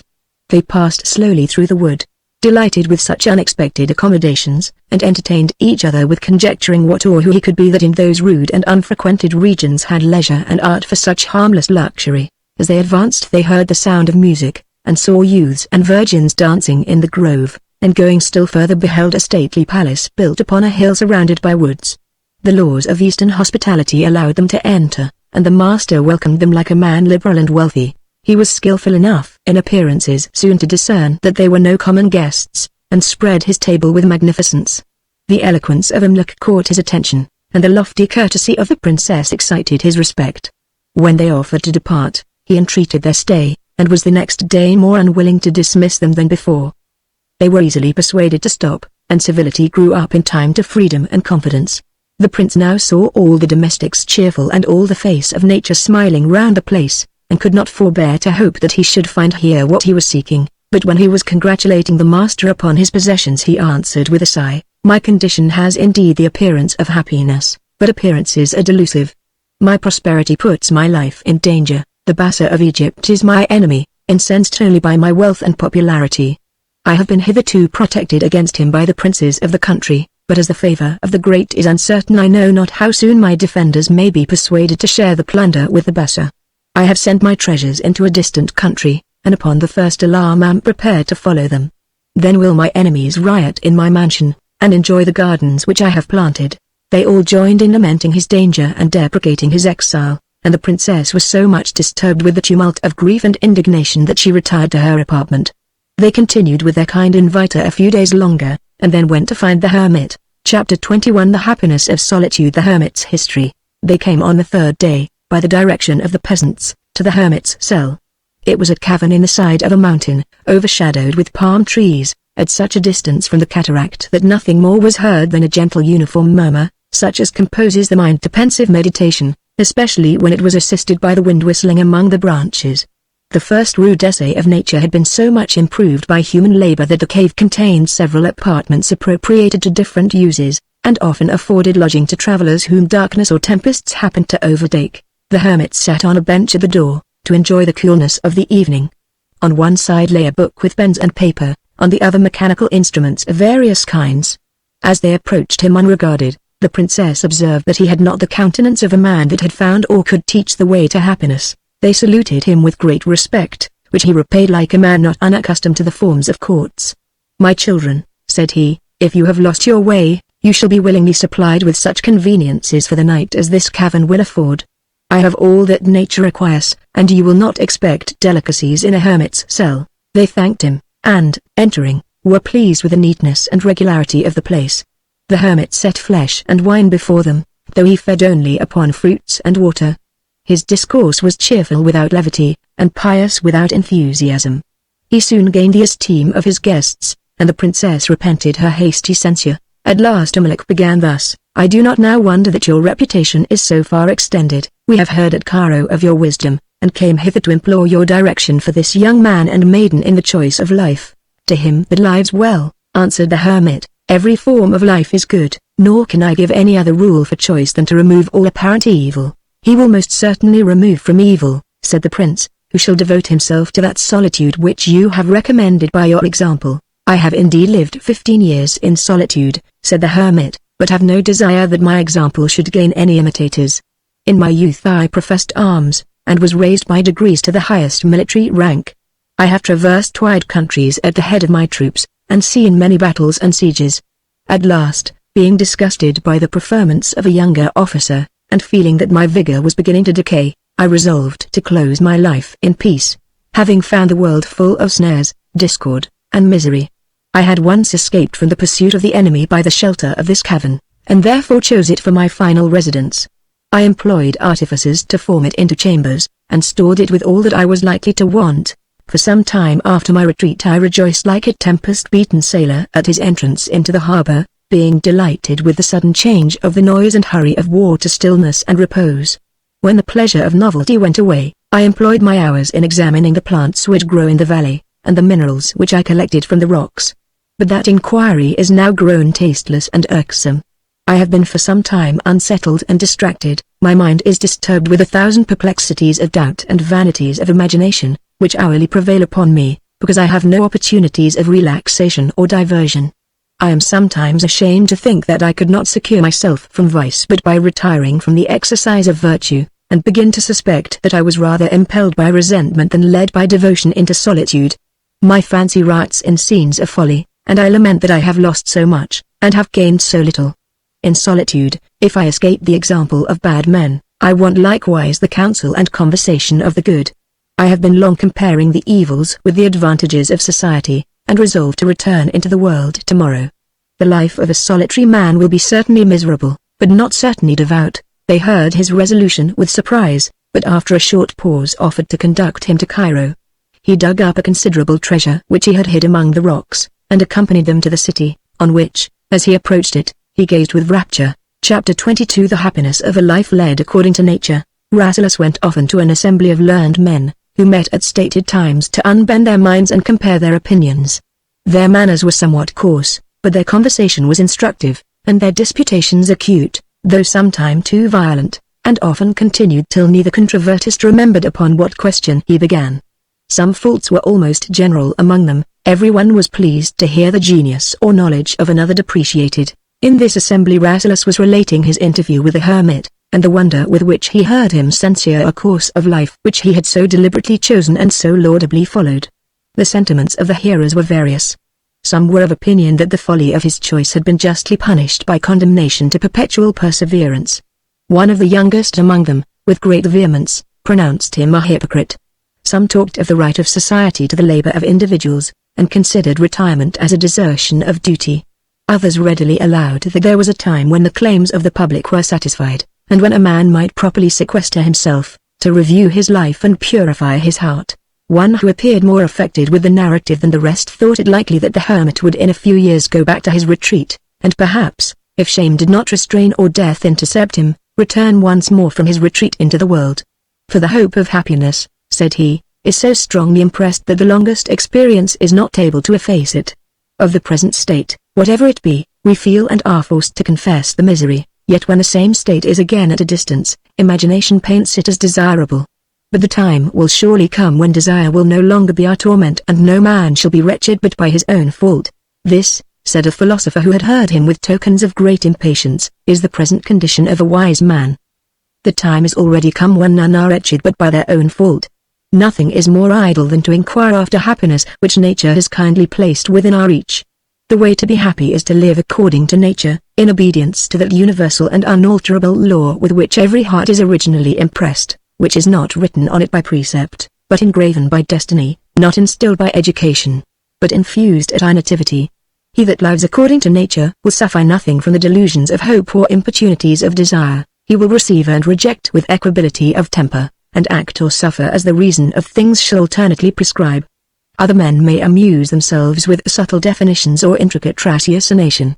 Let them learn to be wise by easier means, let them observe the hind of the forest and the linnet of the grove, let them consider the life of animals, whose motions are regulated by instinct, they obey their guide, and are happy.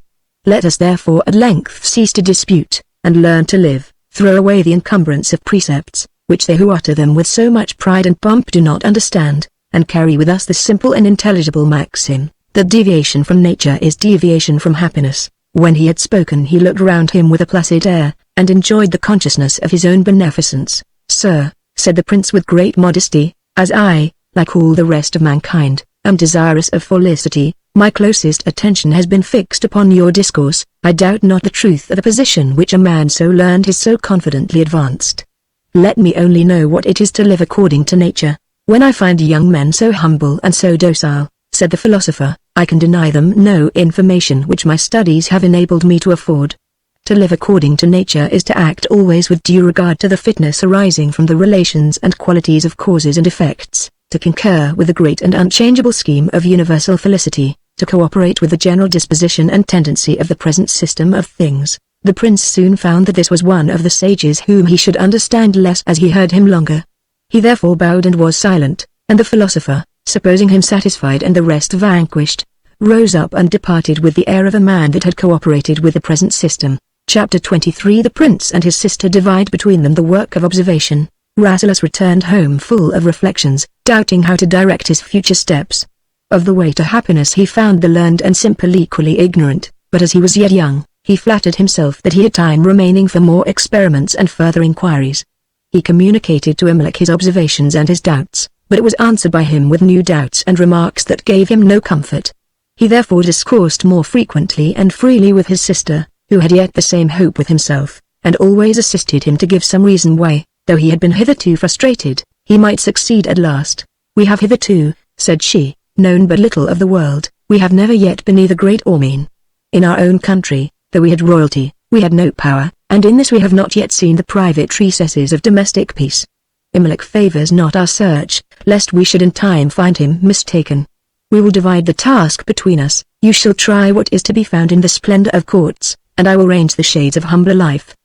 Perhaps command and authority may be the supreme blessings, as they afford the most opportunities of doing good, or perhaps what this world can give may be found in the modest habitations of middle fortune, too low for great designs, and too high for penury and distress. Chapter 24. The prince examines the happiness of high stations. Rasselas applauded the design, and appeared next day with a splendid retinue at the court of the Bassa. He was soon distinguished for his magnificence, and admitted, as a prince whose curiosity had brought him from distant countries, to an intimacy with the great officers and frequent conversation with the Bassa himself.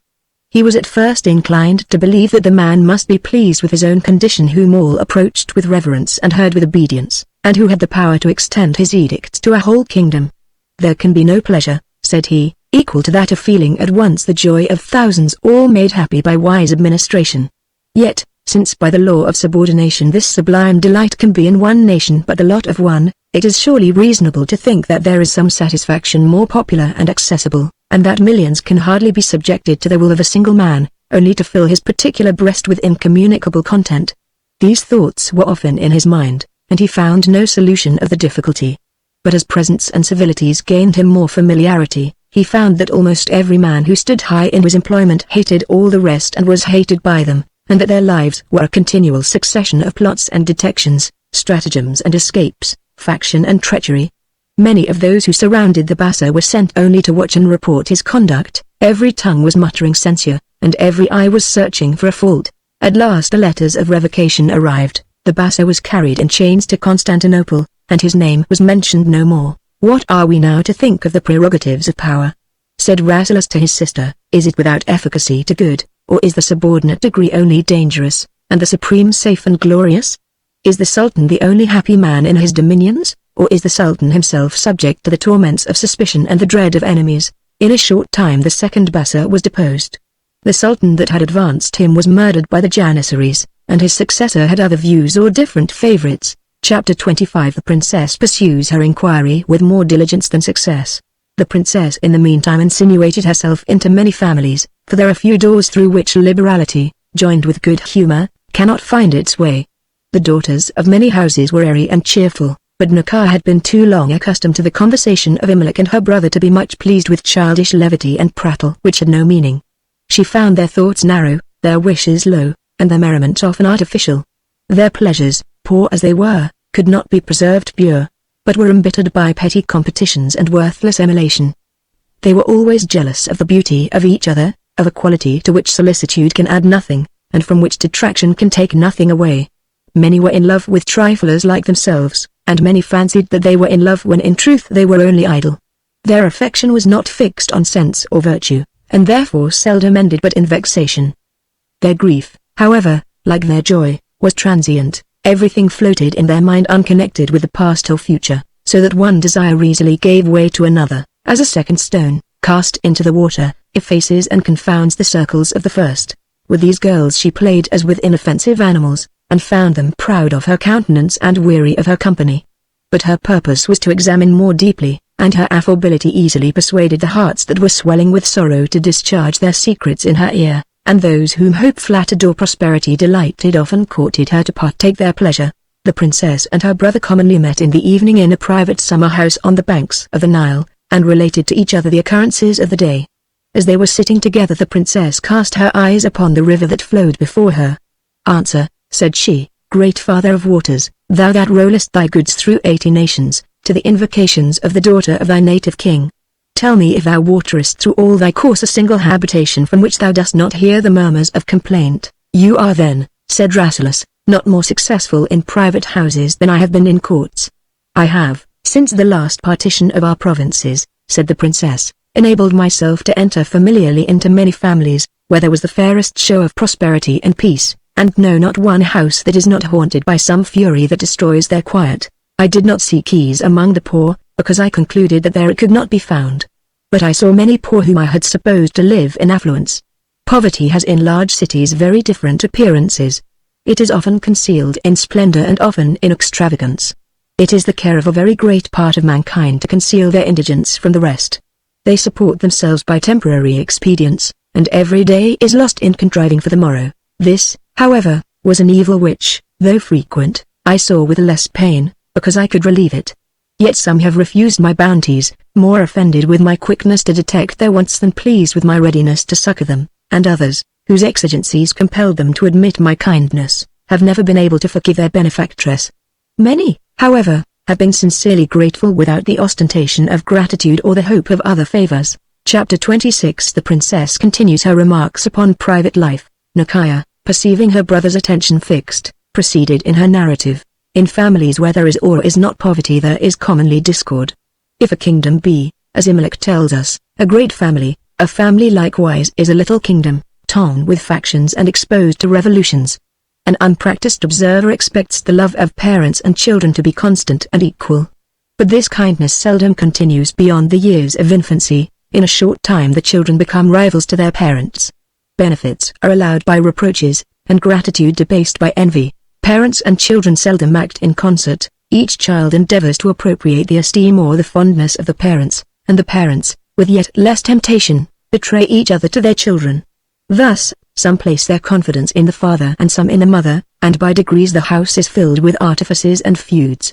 The opinions of children and parents, of the young and the old, are naturally opposite, by the contrary effects of hope and despondency, of expectation and experience, without crime or folly on either side.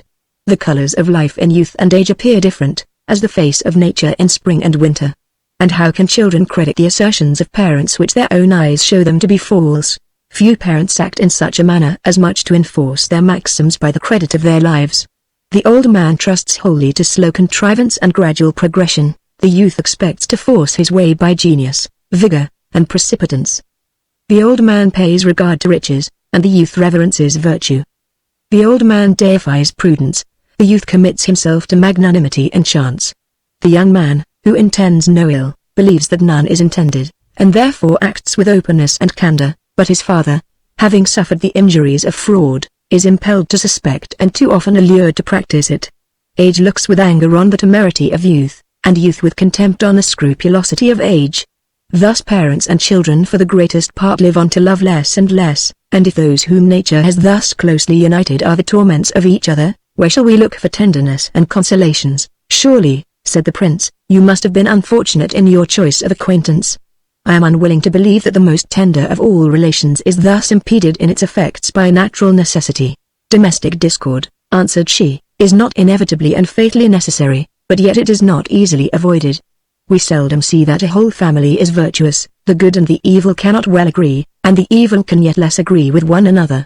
Even the virtuous fall sometimes to variance, when their virtues are of different kinds and tending to extremes. In general, those parents have most reverence who most deserve it, for he that lives well cannot be despised. Many other evils infest private life. Some are the slaves of servants whom they have trusted with their affairs. Some are kept in continual anxiety by the caprice of rich relations, whom they cannot please and dare not offend. Some husbands are imperious and some wives perverse, and, as it is always more easy to do evil than good, though the wisdom or virtue of one can very rarely make many happy, the folly or vice of one makes many miserable. If such be the general effect of marriage, said the prince, I shall for the future think it dangerous to connect my interest with that of another, lest I should be unhappy by my partner's fault. I have met, said the princess, with many who live single for that reason, but I never found that their prudence ought to raise envy. They dream away their time without friendship, without fondness, and are driven to rid themselves of the day, for which they have no use, by childish amusements or vicious delights. They act as beings under the constant sense of some known inferiority that fills their minds with rancor and their tongues with censure. They are peevish at home and malevolent abroad, and, as the outlaws of human nature, make it their business and their pleasure to disturb that society which debars them from its privileges.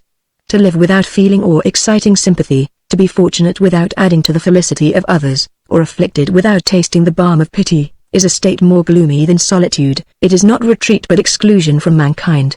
Marriage has many pains, but celibacy has no pleasures. What then is to be done? Said Rasselas. The more we inquire the less we can resolve. Surely he is most likely to please himself that has no other inclination to regard. Chapter 27 Disquisition upon Greatness. The conversation had a short pause.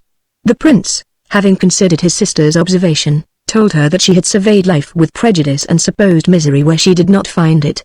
Your narrative, says he, throws yet a darker gloom upon the prospects of futurity. The predictions of Amalek were but faint sketches of the evils painted by Nakia.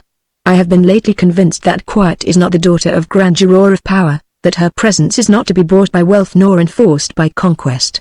It is evident that as any man acts in a wider compass he must be more exposed to opposition from enmity or miscarriage from chance.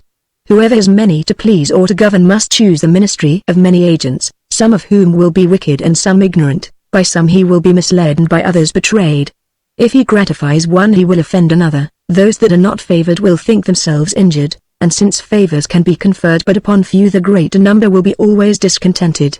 The discontent, said the princess, which is thus unreasonable, I hope that I shall always have spirit to despise and you power to repress.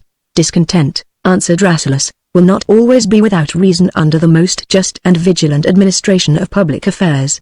None, however attentive, can always discover that merit which indigence or faction may happen to obscure, and none, however powerful, can always reward it.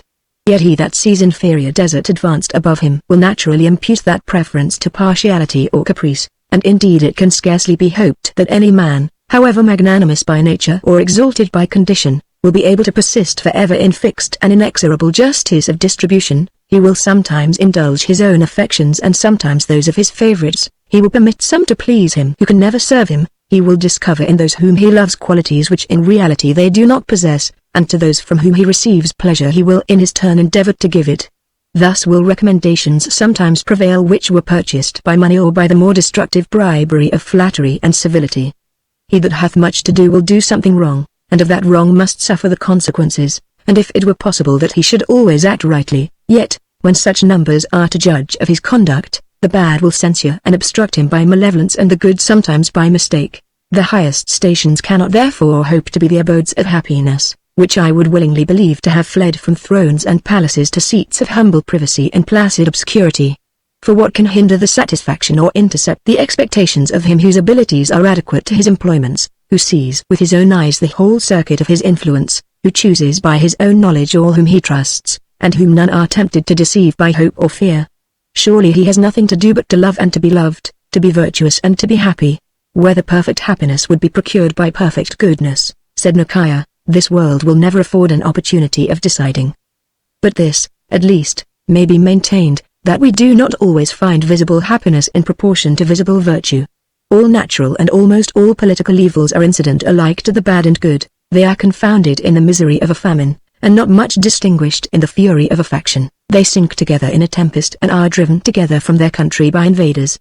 All that virtue can afford is quietness of conscience and a steady prospect of a happier state. This may enable us to endure calamity with patience, but remember that patience must oppose pain. Chapter 28 Rasselas and Nakia continue their conversation. Dear princess, said Rasselas, you fall into the common errors of exaggeratory declamation. by producing in a familiar disquisition examples of national calamities and scenes of extensive misery which are found in books rather than in the world, and which, as they are horrid, are ordained to be rare. Let us not imagine evils which we do not feel, nor injure life by misrepresentations. I cannot bear that querulous eloquence which threatens every city with a siege like that of Jerusalem, that makes famine attend on every flight of locust, and suspends pestilence on the wing of every blast that issues from the south. On necessary and inevitable evils which overwhelm kingdoms at once. All disputation is vain, when they happen they must be endured. But it is evident that these bursts of universal distress are more dreaded than felt. Thousands and tens of thousands flourish in youth and wither in age, without the knowledge of any other than domestic evils, and share the same pleasures and vexations, whether their kings are mild or cruel, whether the armies of their country pursue their enemies or retreat before them. While courts are disturbed with intestine competitions and ambassadors are negotiating in foreign countries, the smith still plies his anvil and the husbandman drives his plough forward. The necessaries of life are acquired and obtained, and the successive business of the season continues to make its wonted revolutions. Let us cease to consider what perhaps may never happen, and what, when it shall happen, will laugh at human speculation. We will not endeavor to modify the motions of the elements or to fix the destiny of kingdoms. It is our business to consider what beings like us may perform, each laboring for his own happiness by promoting within his circle, however narrow, the happiness of others. Marriage is evidently the dictate of nature. Men and women were made to be the companions of each other, and therefore I cannot be persuaded but that marriage is one of the means of happiness. I know not, said the princess, whether marriage be more than one of the innumerable modes of human misery.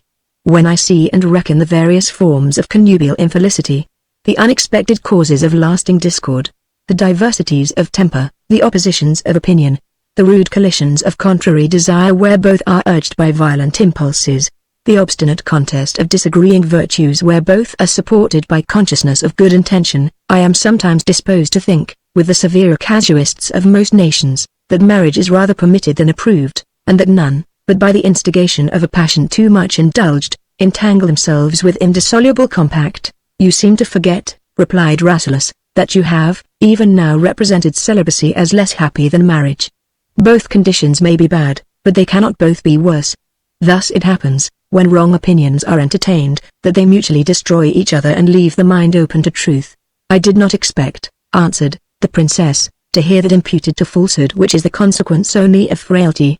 To the mind, as to the eye, it is difficult to compare with exactness objects vast in their extent and various in their parts.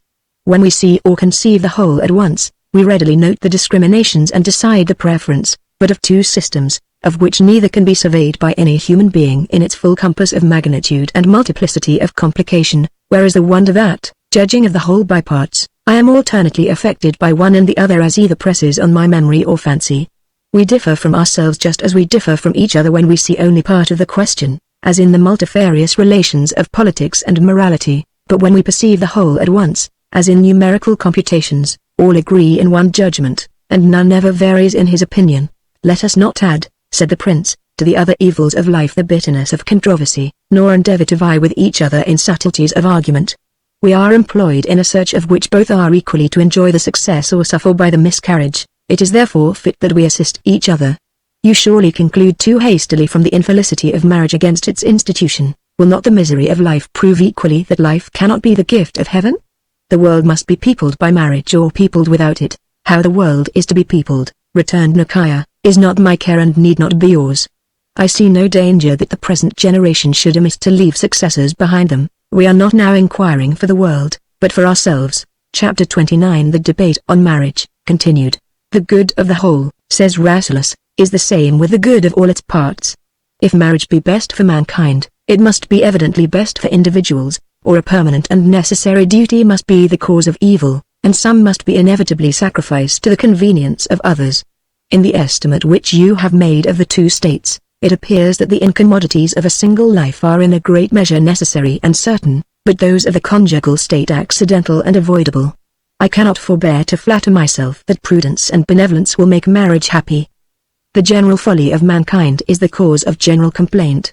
What can be expected but disappointment and repentance from a choice made in the immaturity of youth, in the ardor of desire, without judgment, without foresight, without inquiry after conformity of opinions, similarity of manners, rectitude of judgment, or purity of sentiment? Such is the common process of marriage. A youth and maiden, meeting by chance or brought together by artifice, exchange glances, reciprocate civilities, go home and dream of one another.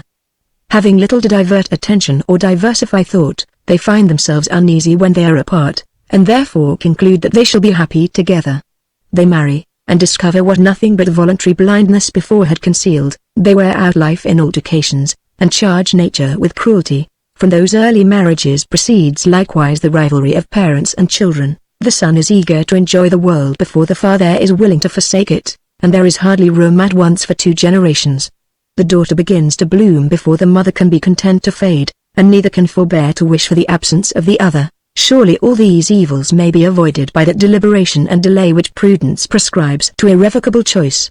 In the variety and jollity of youthful pleasures, life may be well enough supported without the help of a partner. Longer time will increase experience, and wider views will allow better opportunities of inquiry and selection. One advantage at least will be certain: the parents will be visibly older than their children. What reason cannot collect, and Nikaya, and what experiment has not yet taught, can be known only from the report of others. I have been told that late marriages are not eminently happy. This is a question too important to be neglected, and I have often proposed it to those whose accuracy of remark and comprehensiveness of knowledge made their suffrages worthy of regard. They have generally determined that it is dangerous for a man and woman to suspend their fate upon each other at a time when opinions are fixed and habits are established, when friendships have been contracted on both sides, when life has been planned into method, and the mind has long enjoyed the contemplation of its own prospects. It is scarcely possible that 2 traveling through the world under the conduct of chance should have been both directed to the same path, and it will not often happen that either will quit the track which custom has made pleasing. When the desultory levity of youth has settled into regularity, it is soon succeeded by pride ashamed to yield, or obstinacy delighting to contend.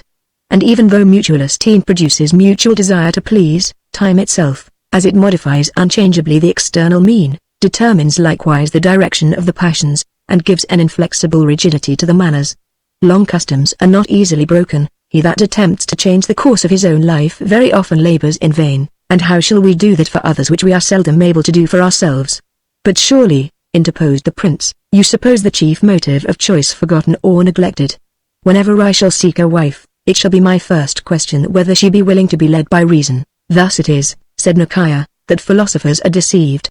There are 1,000 familiar disputes which reason never can decide, questions that elude investigation, and make logic ridiculous, cases where something must be done, and where little can be said. Consider the state of mankind, and inquire how few can be supposed to act upon any occasions, whether small or great, with all the reasons of action present to their minds. Wretched would be the pair, above all names of wretchedness, who should be doomed to adjust by reason every morning all the minute details of a domestic day. Those who marry at an advanced age will probably escape the encroachments of their children, but in the diminution of this advantage they will be likely to leave them, ignorant and helpless, to a guardian's mercy, or if that should not happen, they must at least go out of the world before they see those whom they love best either wise or great. From their children, if they have less to fear, they have less also to hope, and they lose without equivalent the joys of early love, and the convenience of uniting with manners pliant and minds susceptible of new impressions, which might wear away their dissimilitudes by long cohabitation, as soft bodies by continual attrition conform their surfaces to each other. I believe it will be found that those who marry late are best pleased with their children, and those who marry early with their partners. The union of these 2 affections, said Rasselas, would produce all that could be wished. Perhaps there is a time when marriage might unite them, a time neither too early for the father nor too late for the husband.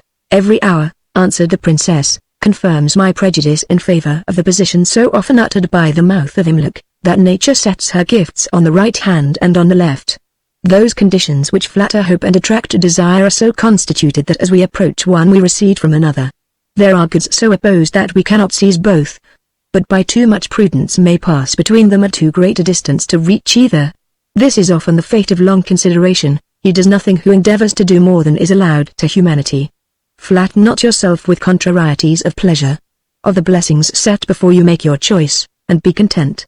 No man can taste the fruits of autumn while he is delighting his scent with the flowers of the spring. No man can at the same time fill his cup from the source and from the mouth of the Nile. Chapter 30. Imluk enters, and changes the conversation. Here Imluk entered, and interrupted them. Imluk, said Rasselas, I have been taking from the princess the dismal history of private life, and am almost discouraged from further search. It seems to me, said Imluk, that while you are making the choice of life you neglect to live. You wander about a single city, which, however large and diversified, can now afford few novelties, and forget that you are in a country famous among the earliest monarchies for the power and wisdom of its inhabitants, a country where the sciences first dawned that illuminate the world, and beyond which the arts cannot be traced of civil society or domestic life. The old Egyptians have left behind them monuments of industry and power before which all European magnificence is confessed to fade away. The ruins of their architecture are the schools of modern builders, and from the wonders which time has spared we may conjecture, though uncertainly, what it has destroyed. My curiosity, said Rasselas, does not very strongly lead me to survey piles of stone or mounds of earth. My business is with man. I came hither not to measure fragments of temples or trace choked aqueducts, but to look upon the various scenes of the present world. The things that are now before us, said the princess, require attention, and deserve it. What have I to do with the heroes or the monuments of ancient times, with times which can never return, and heroes whose form of life was different from all that the present condition of mankind requires or allows? To know anything, returned the poet, we must know its effects. To see men, we must see their works, that we may learn what reason has dictated or passion has excited, and find what are the most powerful motives of action. To judge rightly of the present, we must oppose it to the past, for all judgment is comparative, and of the future nothing can be known. The truth is that no mind is much employed upon the present. Recollection and anticipation fill up almost all our moments. Our passions are joy and grief, love and hatred, hope and fear. Of joy and grief, the past is the object, and the future of hope and fear. Even love and hatred respect the past, for the cause must have been before the effect. The present state of things is the consequence of the former, and it is natural to inquire what were the sources of the good that we enjoy, or the evils that we suffer. If we act only for ourselves, to neglect the study of history is not prudent. If we are entrusted with the care of others, it is not just. Ignorance, when it is voluntary, is criminal, and he may properly be charged with evil who refuse to learn how he might prevent it. There is no part of history so generally useful as that which relates to the progress of the human mind, the gradual improvement of reason, the successive advances of science, the vicissitudes of learning and ignorance, which are the light and darkness of thinking beings, the extinction and resuscitation of arts, and the revolutions of the intellectual world. If accounts of battles and invasions are peculiarly the business of princes, the useful or elegant arts are not to be neglected. Those who have kingdoms to govern have understandings to cultivate. Example is always more efficacious than precept. A soldier is formed in war, and a painter must copy pictures. In this, contemplative life has the advantage. Great actions are seldom seen, but the labors of art are always at hand for those who desire to know what art has been able to perform. When the eye or the imagination is struck with any uncommon work, the next transition of an active mind is to the means by which it was performed. Here begins the true use of such contemplation. We enlarge our comprehension by new ideas, and perhaps recover some art lost to mankind, or learn what is less perfectly known in our own country. At least we compare our own with former times, and either rejoice at our improvements, or, what is the first motion towards good, discover our defects. I am willing, said the prince, to see all that can deserve my search, and I, said the princess, shall rejoice to learn something of the manners of antiquity. The most pompous monument of Egyptian greatness, and one of the most bulky works of manual industry, said Imluk, are the pyramids, fabrics raised before the time of history, and of which the earliest narratives afford us only uncertain traditions. Of these the greatest is still standing, very little injured by time. Let us visit them tomorrow, said Nakaya. I have often heard of the pyramids, and shall not rest till I have seen them, within and without, with my own eyes. Chapter 31. They visit the pyramids. The resolution being thus taken, they set out the next day. They laid tents upon their camels, being resolved to stay among the pyramids till their curiosity was fully satisfied. They travelled gently, turned aside to everything remarkable, stopped from time to time and conversed with the inhabitants, and observed the various appearances of towns ruined and inhabited, of wild and cultivated nature. When they came to the Great Pyramid they were astonished at the extent of the base and the height of the top.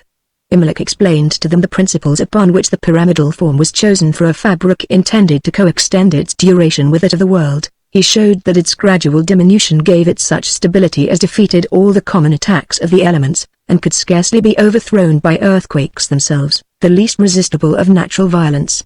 A concussion that should shatter the pyramid would threaten the dissolution of the continent. They measured all its dimensions, and pitched their tents at its foot. Next day they prepared to enter its interior apartments, and having hired the common guides, climbed up to the first passage, when a favorite of the princess, looking into the cavity, stepped back and trembled. "Becua," said the princess, "of what art thou afraid?"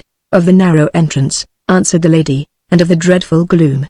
I dare not enter a place which must surely be inhabited by unquiet souls. The original possessors of these dreadful vaults will start up before us, and perhaps shut us in forever." She spoke, and threw her arms round the neck of her mistress. "If all your fear be of apparitions," said the prince, "I will promise you safety. There is no danger from the dead. He that is once buried will be seen no more."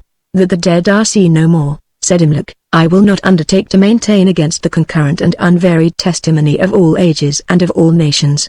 There is no people, rude or learned, among whom apparitions of the dead are not related and believed. This opinion, which perhaps prevails as far as human nature is diffused, could become universal only by its truth. Those that never heard of one another would not have agreed in a tale which nothing but experience can make credible. That it is doubted by single cavillers can very little weaken the general evidence, and some who deny it with their tongues confess it by their fears. Yet I do not mean to add new terrors to those which have already seized upon Becua. There can be no reason why specters should haunt the pyramid more than other places, or why they should have power or will to hurt innocence and purity. Our entrance is no violation of their privileges. We can take nothing from them. How, then, can we offend them?" "My dear Becua," said the princess, "I will always go before you, and Imluk shall follow you. Remember that you are the companion of the princess of Abyssinia. If the princess is pleased that her servant should die," returned the lady, "let her command some death less dreadful than enclosure in this horrid cavern. You know I dare not disobey you. I must go if you command me, but if I once enter, I never shall come back." The princess saw that her fear was too strong for expostulation or reproof, and, embracing her, told her that she should stay in the tent till their return. Becua was not yet satisfied, but entreated the princess not to pursue so dreadful a purpose as that of entering the recesses of the pyramids. "Though I cannot teach courage," said Nakia, "I must not learn cowardice, nor leave at last undone what I came hither only to do." Chapter 32. They enter the pyramid. Becua descended to the tents, and the rest entered the pyramid. They passed through the galleries, surveyed the vaults of marble, and examined the chest in which the body of the founder is supposed to have been deposited. They then sat down in one of the most spacious chambers to rest a while before they attempted to return. "We have now," said Imluk, "gratified our minds with an exact view of the greatest work of man, except the wall of China. Of the wall it is very easy to assign the motive. It secured a wealthy and timorous nation from the incursions of barbarians, whose unskillfulness in the arts made it easier for them to supply their wants by rapine than by industry, and who from time to time poured in upon the inhabitants of peaceful commerce as vultures descend upon domestic fowl. Their celerity and fierceness made the wall necessary, and their ignorance made it efficacious. But for the pyramids, no reason has ever been given adequate to the cost and labor of the work. The narrowness of the chambers proves that it could afford no retreat from enemies, and treasures might have been reposited at far less expense with equal security. It seems to have been erected only in compliance with that hunger of imagination which preys incessantly upon life, and must be always appeased by some employment. Those who have already all that they can enjoy must enlarge their desires. He that has built for use till use is supplied must begin to build for vanity, and extend his plan to the utmost power of human performance that he may not be soon reduced to form another wish. I consider this mighty structure as a monument of the insufficiency of human enjoyments. A king whose power is unlimited, and whose treasures surmount all real and imaginary wants, is compelled to solace, by the erection of a pyramid, the satiety of dominion and tastelessness of pleasures, and to amuse the tediousness of declining life by seeing thousands laboring without end, and one stone, for no purpose, laid upon another. Whoever thou art that, not content with a moderate condition, imaginest happiness in royal magnificence, and dreamest that command or riches can feed the appetite of novelty with perpetual gratifications, survey the pyramids, and confess thy folly. Chapter 33. The princess meets with an unexpected misfortune. They rose up, and returned through the cavity at which they had entered, and the princess prepared for her favorite a long narrative of dark labyrinths and costly rooms, and of the different impressions which the varieties of the way had made upon her. But when they came to their train, they found everyone silent and dejected. The men discovered shame and fear in their countenances, and the women were weeping in their tents. What had happened they did not try to conjecture, but immediately inquired. "You had scarcely entered into the pyramid," said one of the attendants, "when a troop of Arabs rushed upon us. We were too few to resist them, and too slow to escape. They were about to search the tents, set us on our camels, and drive us along before them, when the approach of some Turkish horsemen put them to flight, but they seized the Lady Pekua with her 2 maids, and carried them away. The Turks are now pursuing them by our instigation, but I fear they will not be able to overtake them. The princess was overpowered with surprise and grief. Rasselas, in the first heat of his resentment, ordered his servants to follow him, and prepared to pursue the robbers with his saber in his hand. "Sir," said Imluk, "what can you hope from violence or valor? The Arabs are mounted on horses trained to battle and retreat. We have only beasts of burden. By leaving our present station we may lose the princess, but cannot hope to regain Pekua." In a short time the Turks returned, having not been able to reach the enemy. The princess burst out into new lamentations, and Rasselas could scarcely forbear to reproach them with cowardice, but Imluk was of opinion that the escape of the Arabs was no addition to their misfortune, for perhaps they would have killed their captives rather than have resigned them. Chapter 34. They returned to Cairo without Pekua. There was nothing to be hoped from longer stay. They returned to Cairo, repenting of their curiosity, censuring the negligence of the government, lamenting their own rashness, which had neglected to procure a guard, imagining many expedients by which the loss of Pekua might have been prevented, and resolving to do something for her recovery, though none could find anything proper to be done. Nakia retired to her chamber, where her women attempted to comfort her by telling her that all had their troubles, and that Lady Pekua had enjoyed much happiness in the world for a long time, and might reasonably expect a change of fortune. They hoped that some good would befall her wheresoever she was, and that their mistress would find another friend who might supply her place. The princess made them no answer, and they continued the form of condolence, not much grieved in their hearts that the favorite was lost. Next day the prince presented to the Bassa a memorial of the wrong which he had suffered, and a petition for redress. The Bassa threatened to punish the robbers, but did not attempt to catch them, nor indeed could any account or description be given by which he might direct the pursuit. It soon appeared that nothing would be done by authority. Governors, being accustomed to hear of more crimes than they can punish, and more wrongs than they can redress, set themselves at ease by indiscriminate negligence, and presently forget the request when they lose sight of the petitioner. Imluk then endeavored to gain some intelligence by private agents. He found many who pretended to an exact knowledge of all the haunts of the Arabs, and to regular correspondence with their chiefs, and who readily undertook the recovery of Pekua. Of these, some were furnished with money for their journey, and came back no more. Some were liberally paid for accounts which a few days discovered to be false. But the princess would not suffer any means, however improbable, to be left undried. While she was doing something, she kept her hope alive. As one expedient failed, another was suggested. When one messenger returned unsuccessful, another was dispatched to a different quarter. 2 months had now passed, and of Pekua nothing had been heard. The hopes which they had endeavored to raise in each other grew more languid, and the princess, when she saw nothing more to be tried, sunk down inconsolable in hopeless dejection. 1,000 times she reproached herself with the easy compliance by which she permitted her favorite to stay behind her. "Had not my fondness," said she, "lessened my authority, Pekua had not dared to talk of her terrors. She ought to have feared me more than specters. A severe look would have overpowered her, a peremptory command would have compelled obedience. Why did foolish indulgence prevail upon me? Why did I not speak, and refuse to hear?" "Great princess," said Imluk, "do not reproach yourself for your virtue, or consider that as blamable by which evil has accidentally been caused. Your tenderness for the timidity of Pekua was generous and kind. When we act according to our duty, we commit the events to him by whose laws our actions are governed, and who will suffer none to be finally punished for obedience. When, in prospect of some good, whether natural or moral, we break the rules prescribed us, we withdraw from the direction of superior wisdom, and take all consequences upon ourselves. Man cannot so far know the connection of causes and events as that he may venture to do wrong in order to do right. When we pursue our end by lawful means, we may always console our miscarriage by the hope of future recompense.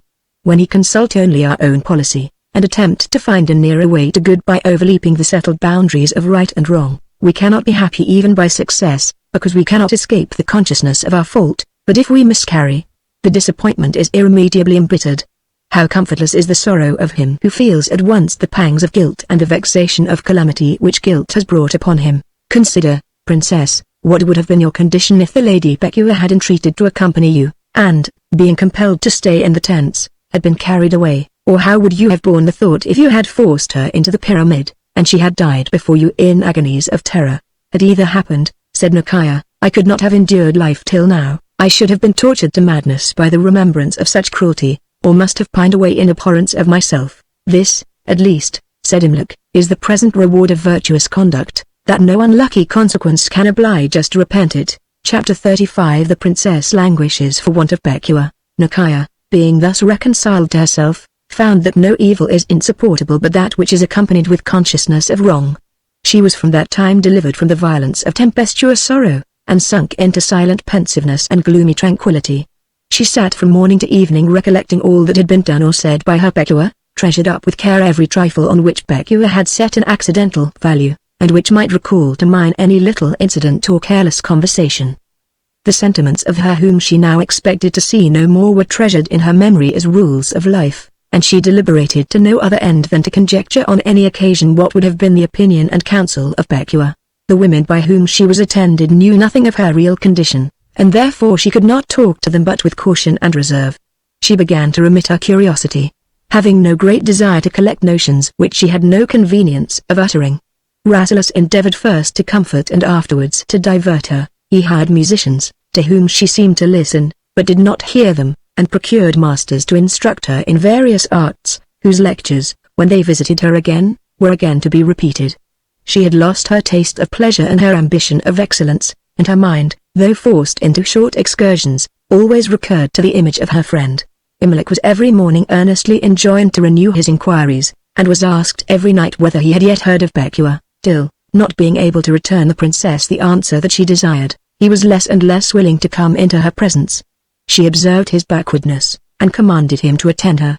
"You are not," said she, "to confound impatience with resentment, or to suppose that I charge you with negligence because I repine at your unsuccessfulness. I do not much wonder at your absence. I know that the unhappy are never pleasing, and that all that naturally avoid the contagion of misery. To hear complaints is wearisome alike to the wretched and the happy, for who would cloud by adventitious grief the short gleams of gaiety which life allows us, or who that is struggling under his own evils will add to them the miseries of another? The time is at hand when none shall be disturbed any longer by the sighs of Nakia. My search after happiness is now at an end. I am resolved to retire from the world, with all its flatteries and deceits, and will hide myself in solitude, without any other care than to compose my thoughts and regulate my hours by a constant succession of innocent occupations, till, with a mind purified from earthly desires, I shall enter into that state to which all are hastening, and in which I hope again to enjoy the friendship of Becua. Do not entangle your mind," said Imlac, "by irrevocable determinations, nor increase the burden of life by a voluntary accumulation of misery. The weariness of retirement will continue to increase when the loss of Becua is forgot. That you have been deprived of one pleasure is no very good reason for rejection of the rest. Since Becua was taken from me," said the princess, "I have no pleasure to reject or to retain. She that has no one to love or trust has little to hope. She wants the radical principle of happiness.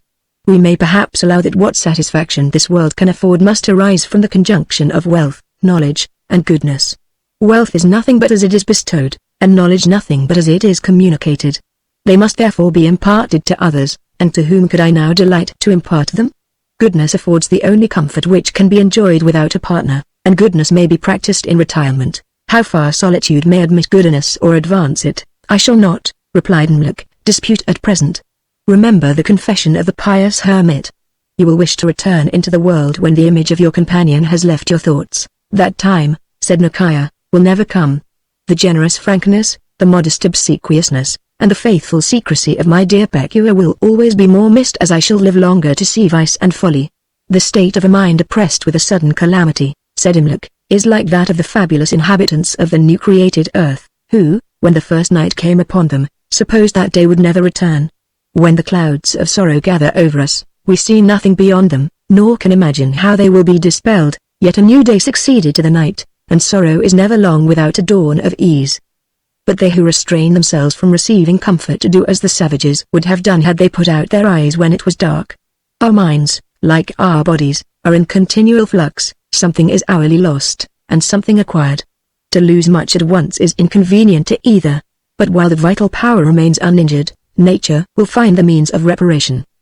Distance has the same effect on the mind as on the eye, and while we glide along the stream of time, whatever we leave behind us is always lessening, and that which we approach increasing in magnitude.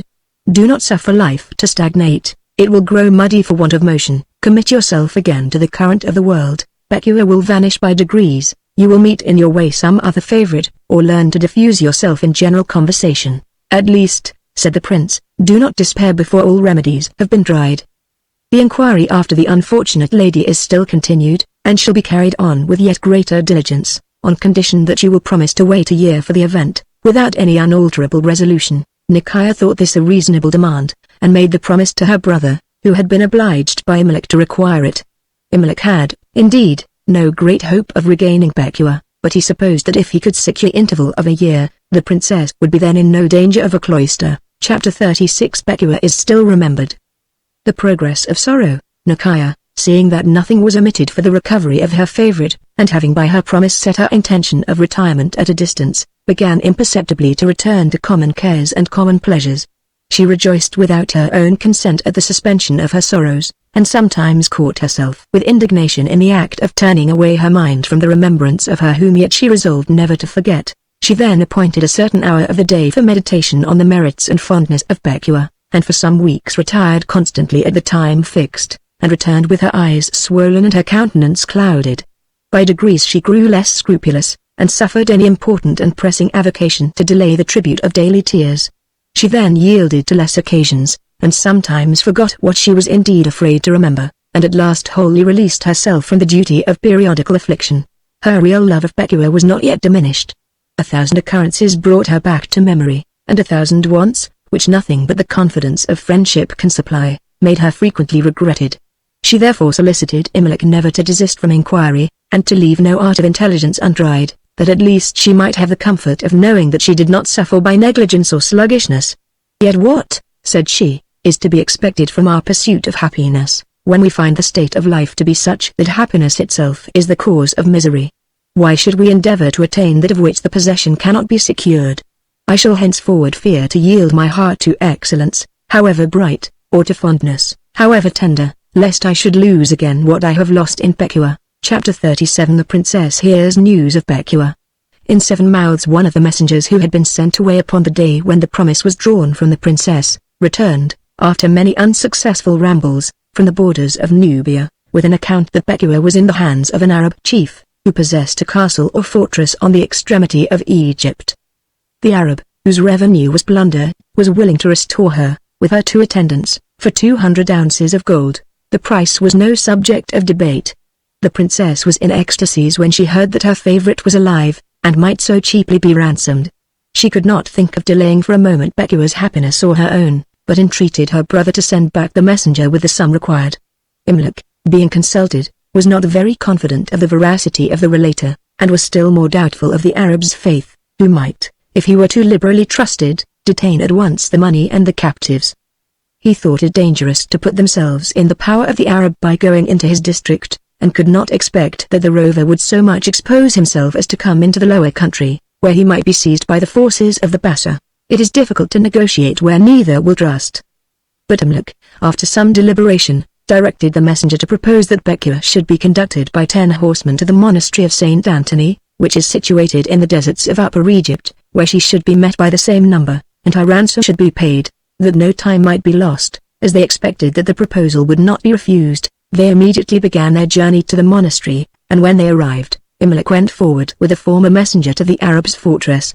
Rasselas was desirous to go with them, but neither his sister nor Imlach would consent. The Arab, according to the custom of his nation, observed the laws of hospitality with great exactness to those who put themselves into his power, and in a few days brought Becua, with her maids, by easy journeys, to the place appointed, where, receiving the stipulated price, he restored her, with great respect, to liberty and her friends, and undertook to conduct them back towards Cairo beyond all danger of robbery or violence. The princess and her favorite embraced each other with transport too violent to be expressed, and went out together to pour the tears of tenderness in secret, and exchange professions of kindness and gratitude. After a few hours they returned into the refectory of the convent, where, in the presence of the prior and his brethren, the prince required of Becua the history of her adventures. Chapter 38 The Adventures of the Lady Becua. At what time and in what manner I was forced away, said Becua, your servants have told you. The suddenness of the event struck me with surprise, and I was at first rather stupefied than agitated with any passion of either fear or sorrow. My confusion was increased by the speed and tumult of our flight, while we were followed by the Turks, who, as it seemed, soon despaired to overtake us, or were afraid of those whom they made a show of menacing. When the Arabs saw themselves out of danger, they slackened their course, and as I was less harassed by external violence, I began to feel more uneasiness in my mind. After some time we stopped near a spring shaded with trees, in a pleasant meadow, where we were set upon the ground, and offered such refreshments as our masters were partaking. I was suffered to sit with my maids apart from the rest, and none attempted to comfort or insult us. Here I first began to feel the full weight of my misery. The girls sat weeping in silence, and from time to time looked on me for succor. I knew not to what condition we were doomed, nor could conjecture where would be the place of our captivity, or whence to draw any hope of deliverance. I was in the hands of robbers and savages, and had no reason to suppose that their pity was more than their justice, or that they would forbear the gratification of any ardor of desire or caprice of cruelty. I, however, kissed my maids, and endeavored to pacify them by remarking that we were yet treated with decency, and that since we were now carried beyond pursuit, there was no danger of violence to our lives. When we were to be set again on horseback, my maids clung round me, and refused to be parted, but I commanded them not to irritate those who had us in their power. We travelled the remaining part of the day through an unfrequented and pathless country, and came by moonlight to the side of a hill, where the rest of the troop was stationed.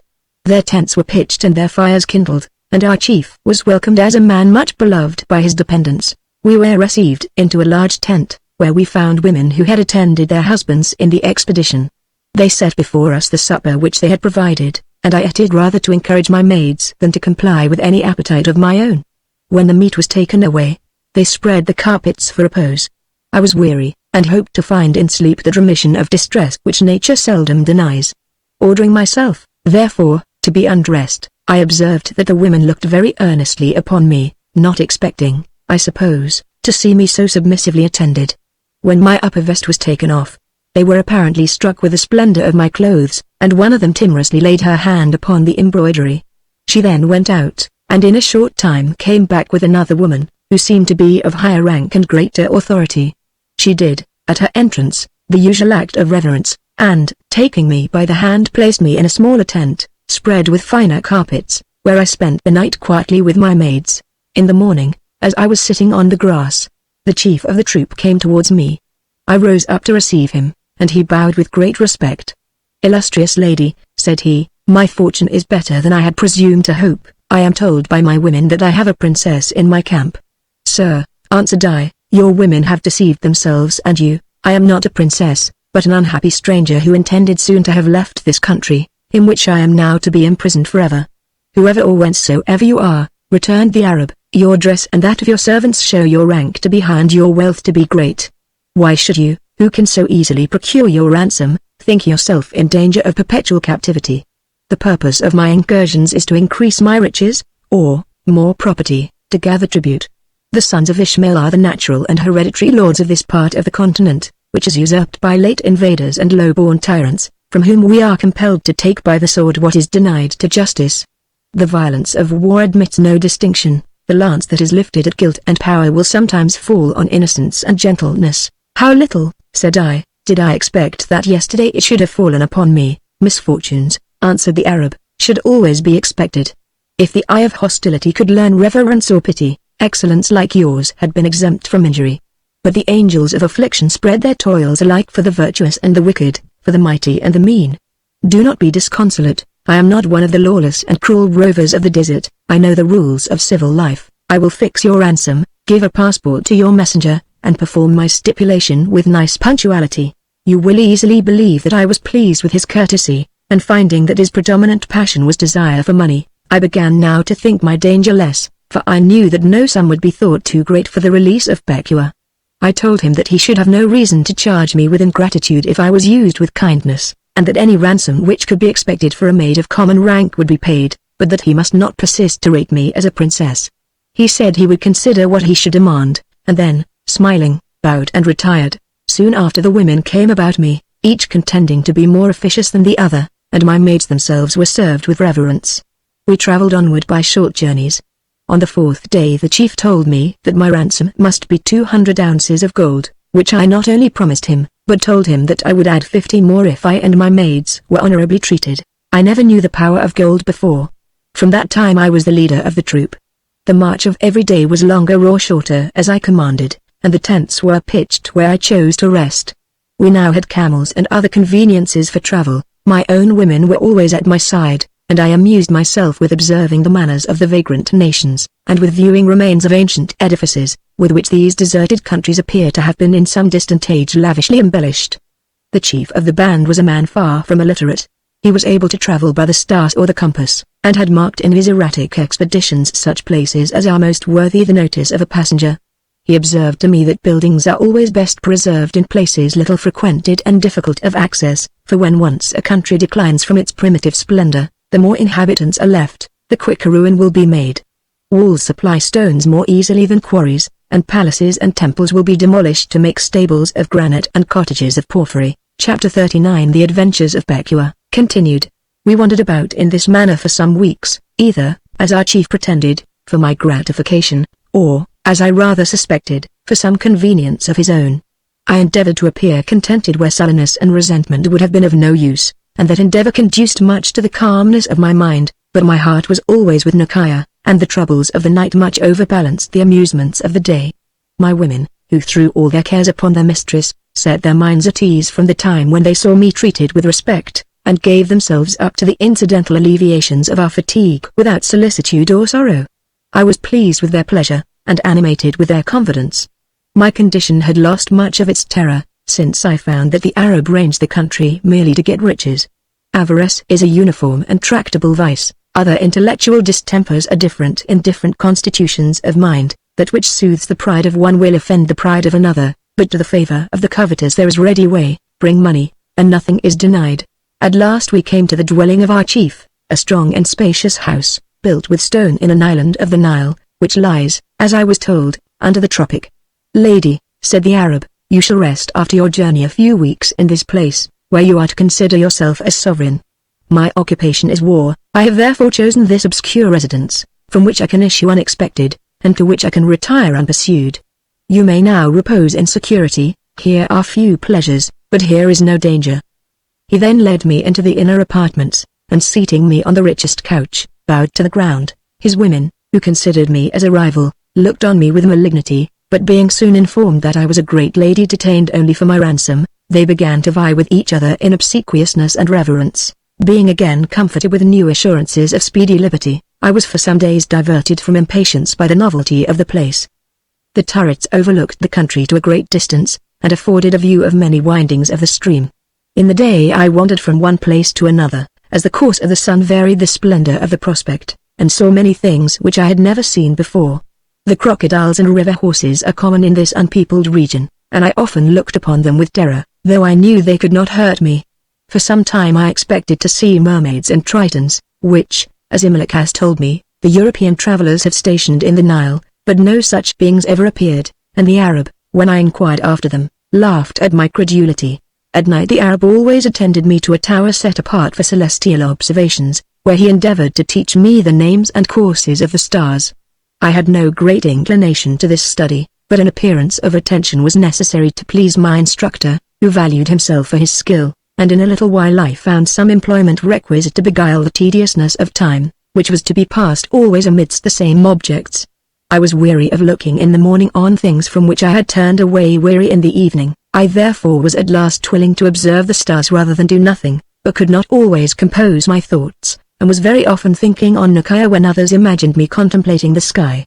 Soon after, the Arab went upon another expedition, and then my only pleasure was to talk with my maids about the accident by which we were carried away, and the happiness we should all enjoy at the end of our captivity. There were women in your Arab's fortress, said the princess. Why did you not make them your companions, enjoy their conversation, and partake their diversions? In a place where they found business or amusement, why should you alone sit corroded with idle melancholy? Or why could not you bear for a few months that condition to which they were condemned for life? The diversions of the women, answered Becua, were only childish play, by which the mind accustomed to stronger operations could not be kept busy. I could do all which they delighted in doing by powers merely sensitive, while my intellectual faculties were flown to Cairo. They ran from room to room, as a bird hops from wire to wire in his cage. They danced for the sake of motion, as lambs frisk in a meadow. One sometimes pretended to be hurt that the rest might be alarmed, or hid herself that another might seek her. Part of their time passed in watching the progress of light bodies that floated on the river, and part in marking the various forms into which clouds broke in the sky. Their business was only needlework, in which I and my maids sometimes helped them, but you know that the mind will easily straggle from the fingers, nor will you suspect that captivity and absence from Nakia could receive solace from silken flowers, nor was much satisfaction to be hoped from their conversation, for of what could they be expected to talk? They had seen nothing, for they had lived from early youth in that narrow spot. Of what they had not seen they could have no knowledge, for they could not read. They had no idea but of the few things that were within their view, and had hardly names for anything but their clothes and their food. As I bore a superior character, I was often called to terminate their quarrels, which I decided as equitably as I could.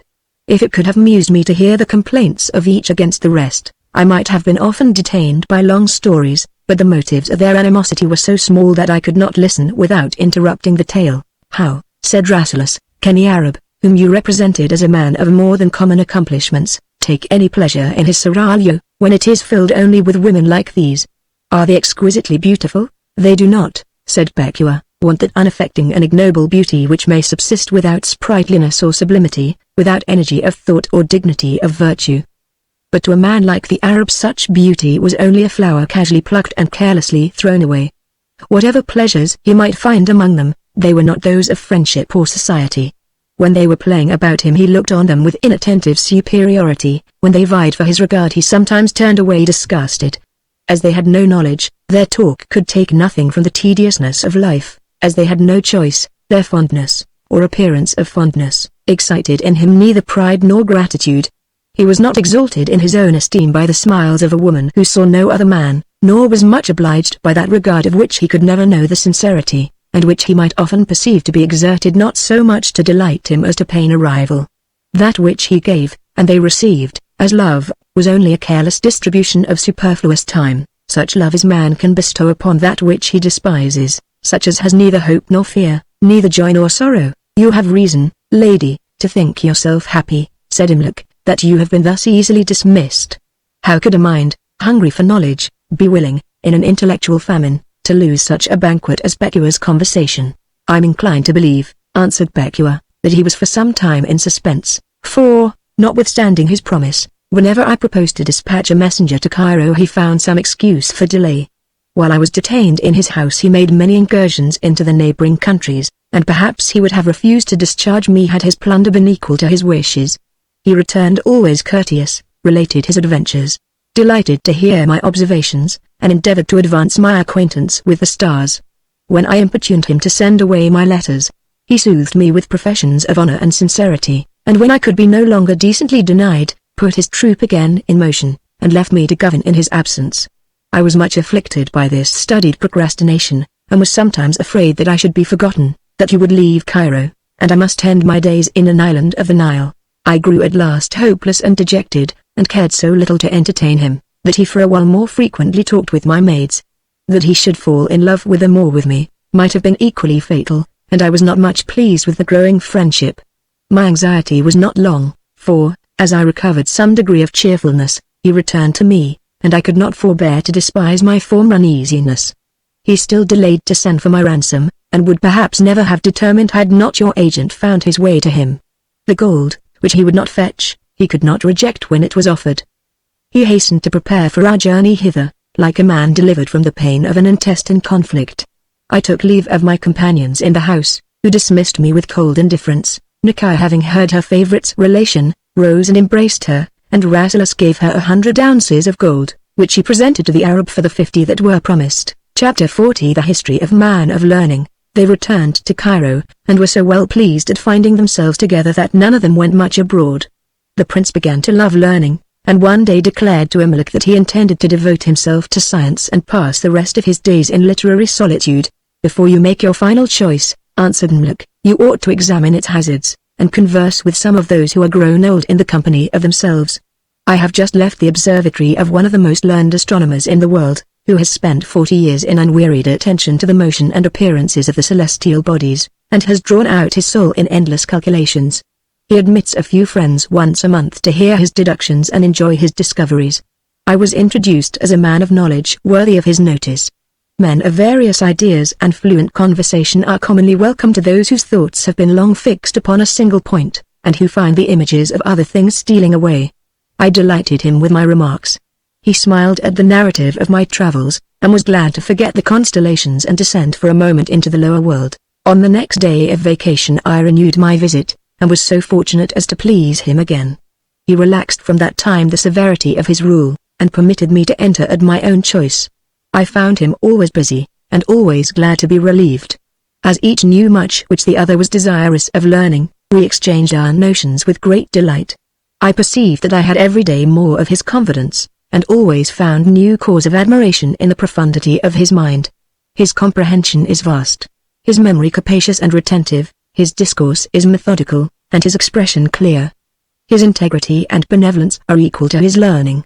His deepest researches and the most favorite studies are willingly interrupted for any opportunity of doing good by his counsel or his riches. To his closest retreat, at his most busy moments, all are admitted that want his assistance, for though I exclude idleness and pleasure, I will never, says he, bar my doors against charity. To man is permitted the contemplation of the skies, but the practice of virtue is commanded. Surely, said the princess, this man is happy. I visited him, said Imlac, with more and more frequency, and was every time more enamored of his conversation. He was sublime without haughtiness, courteous without formality, and communicative without ostentation. I was at first, great princess, of your opinion, thought him the happiest of mankind, and often congratulated him on the blessing that he enjoyed.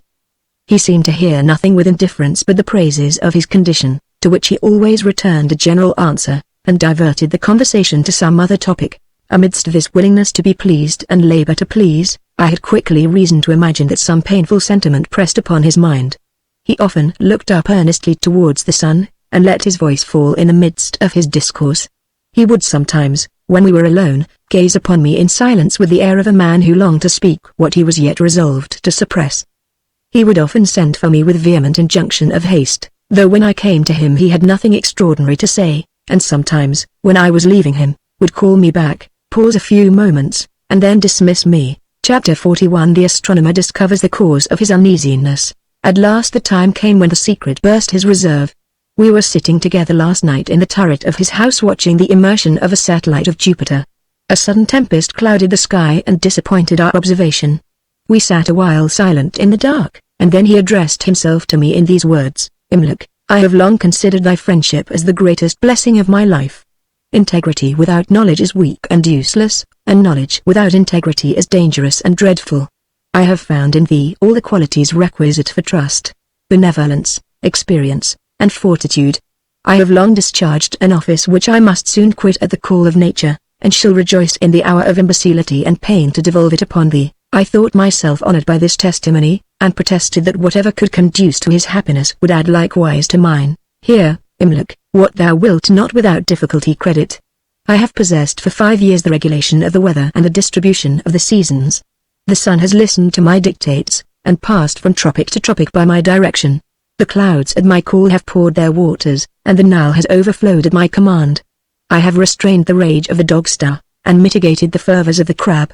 The winds alone, of all the elemental powers, have hitherto refused my authority, and multitudes have perished by equinoctial tempests which I found myself unable to prohibit or restrain. I have administered this great office with exact justice, and made to the different nations of the earth an impartial dividend of rain and sunshine. What must have been the misery of half the globe if I had limited the clouds to particular regions, or confined the sun to either side of the equator? Chapter 42 The opinion of the astronomer is explained and justified. I suppose he discovered in me, through the obscurity of the room, some tokens of amazement and doubt, for after a short pause he proceeded thus: Not to be easily credited will neither surprise nor offend me, for I am probably the first of human beings to whom this trust has been imparted. Nor do I know whether to deem this distinction a reward or punishment. Since I have possessed it I have been far less happy than before, and nothing but the consciousness of good intention could have enabled me to support the weariness of unremitted vigilance. How long, sir, said I, has this great office been in your hands? About 10 years ago, said he. My daily observations of the changes of the sky led me to consider whether, if I had the power of the seasons, I could confer greater plenty upon the inhabitants of the earth. This contemplation fastened on my mind, and I sat days and nights in imaginary dominion, pouring upon this country and that the showers of fertility, and seconding every fall of rain with a due proportion of sunshine. I had yet only the will to do good, and did not imagine that I should ever have the power. One day as I was looking on the fields withering with heat, I felt in my mind a sudden wish that I could send rain on the southern mountains, and raise the Nile to an inundation. In the hurry of my imagination I commanded rain to fall, and by comparing the time of my command with that of the inundation, I found that the clouds had listened to my lips. Might not some other cause, said I, produce this concurrence? The Nile does not always rise on the same day. Do not believe, said he, with impatience, that such objections could escape me. I reasoned long against my own conviction, and labored against truth with the utmost obstinacy. I sometimes suspected myself of madness, and should not have dared to impart this secret but to a man like you, capable of distinguishing the wonderful from the impossible, and the incredible from the false. Why, sir, said I, do you call that incredible which you know, or think you know, to be true? Because, said he, I cannot prove it by any external evidence, and I know too well the laws of demonstration to think that my conviction ought to influence another, who cannot, like me, be conscious of its force. I therefore shall not attempt to gain credit by disputation. It is sufficient that I feel this power that I have long possessed, and every day exerted it. But the life of man is short. The infirmities of age increase upon me, and the time will soon come when the regulator of a year must mingle with the dust. The care of appointing a successor has long disturbed me. The night and the day have been spent in comparisons of all the characters which have come to my knowledge, and I have yet found none so worthy as thyself. Chapter 43 The astronomer leaves Imlach his directions. Here, therefore, what I shall impart with attention, such as the welfare of a world requires. If the task of a king be considered as difficult, who has the care only of a few millions, to whom he cannot do much good or harm, what must be the anxiety of him on whom depends the action of the elements and the great gifts of light and heat? Hear me, therefore, with attention. I have diligently considered the position of the earth and sun, and formed innumerable schemes, in which I change their situation. I have sometimes turned aside the axis of the earth, and sometimes varied the ecliptic of the sun, but I have found it impossible to make a disposition by which the world may be advantaged. What one region gains another loses by an imaginable alteration, even without considering the distant parts of the solar system with which we are acquainted. Do not, therefore, in the administration of the year, indulge thy pride by innovation. Do not please thyself with thinking that thou canst make thyself renowned to all future ages by disordering the seasons. The memory of mischief is no desirable fame. Much less will it become thee to let kindness or interest prevail. Never rob other countries of rain to pour it on thine own. For us the Nile is sufficient. I promised that when I possessed the power I would use it with inflexible integrity, and he dismissed me, pressing my hand. My heart, said he, will be now at rest, and my benevolence will no more destroy my quiet. I have found a man of wisdom and virtue, to whom I can cheerfully bequeath the inheritance of the sun. The prince heard this narration with very serious regard, but the princess smiled, and Becua convulsed herself with laughter. Ladies, said Imlach, to mock the heaviest of human afflictions is neither charitable nor wise. Few can attain this man's knowledge and few practice his virtues, but all may suffer his calamity.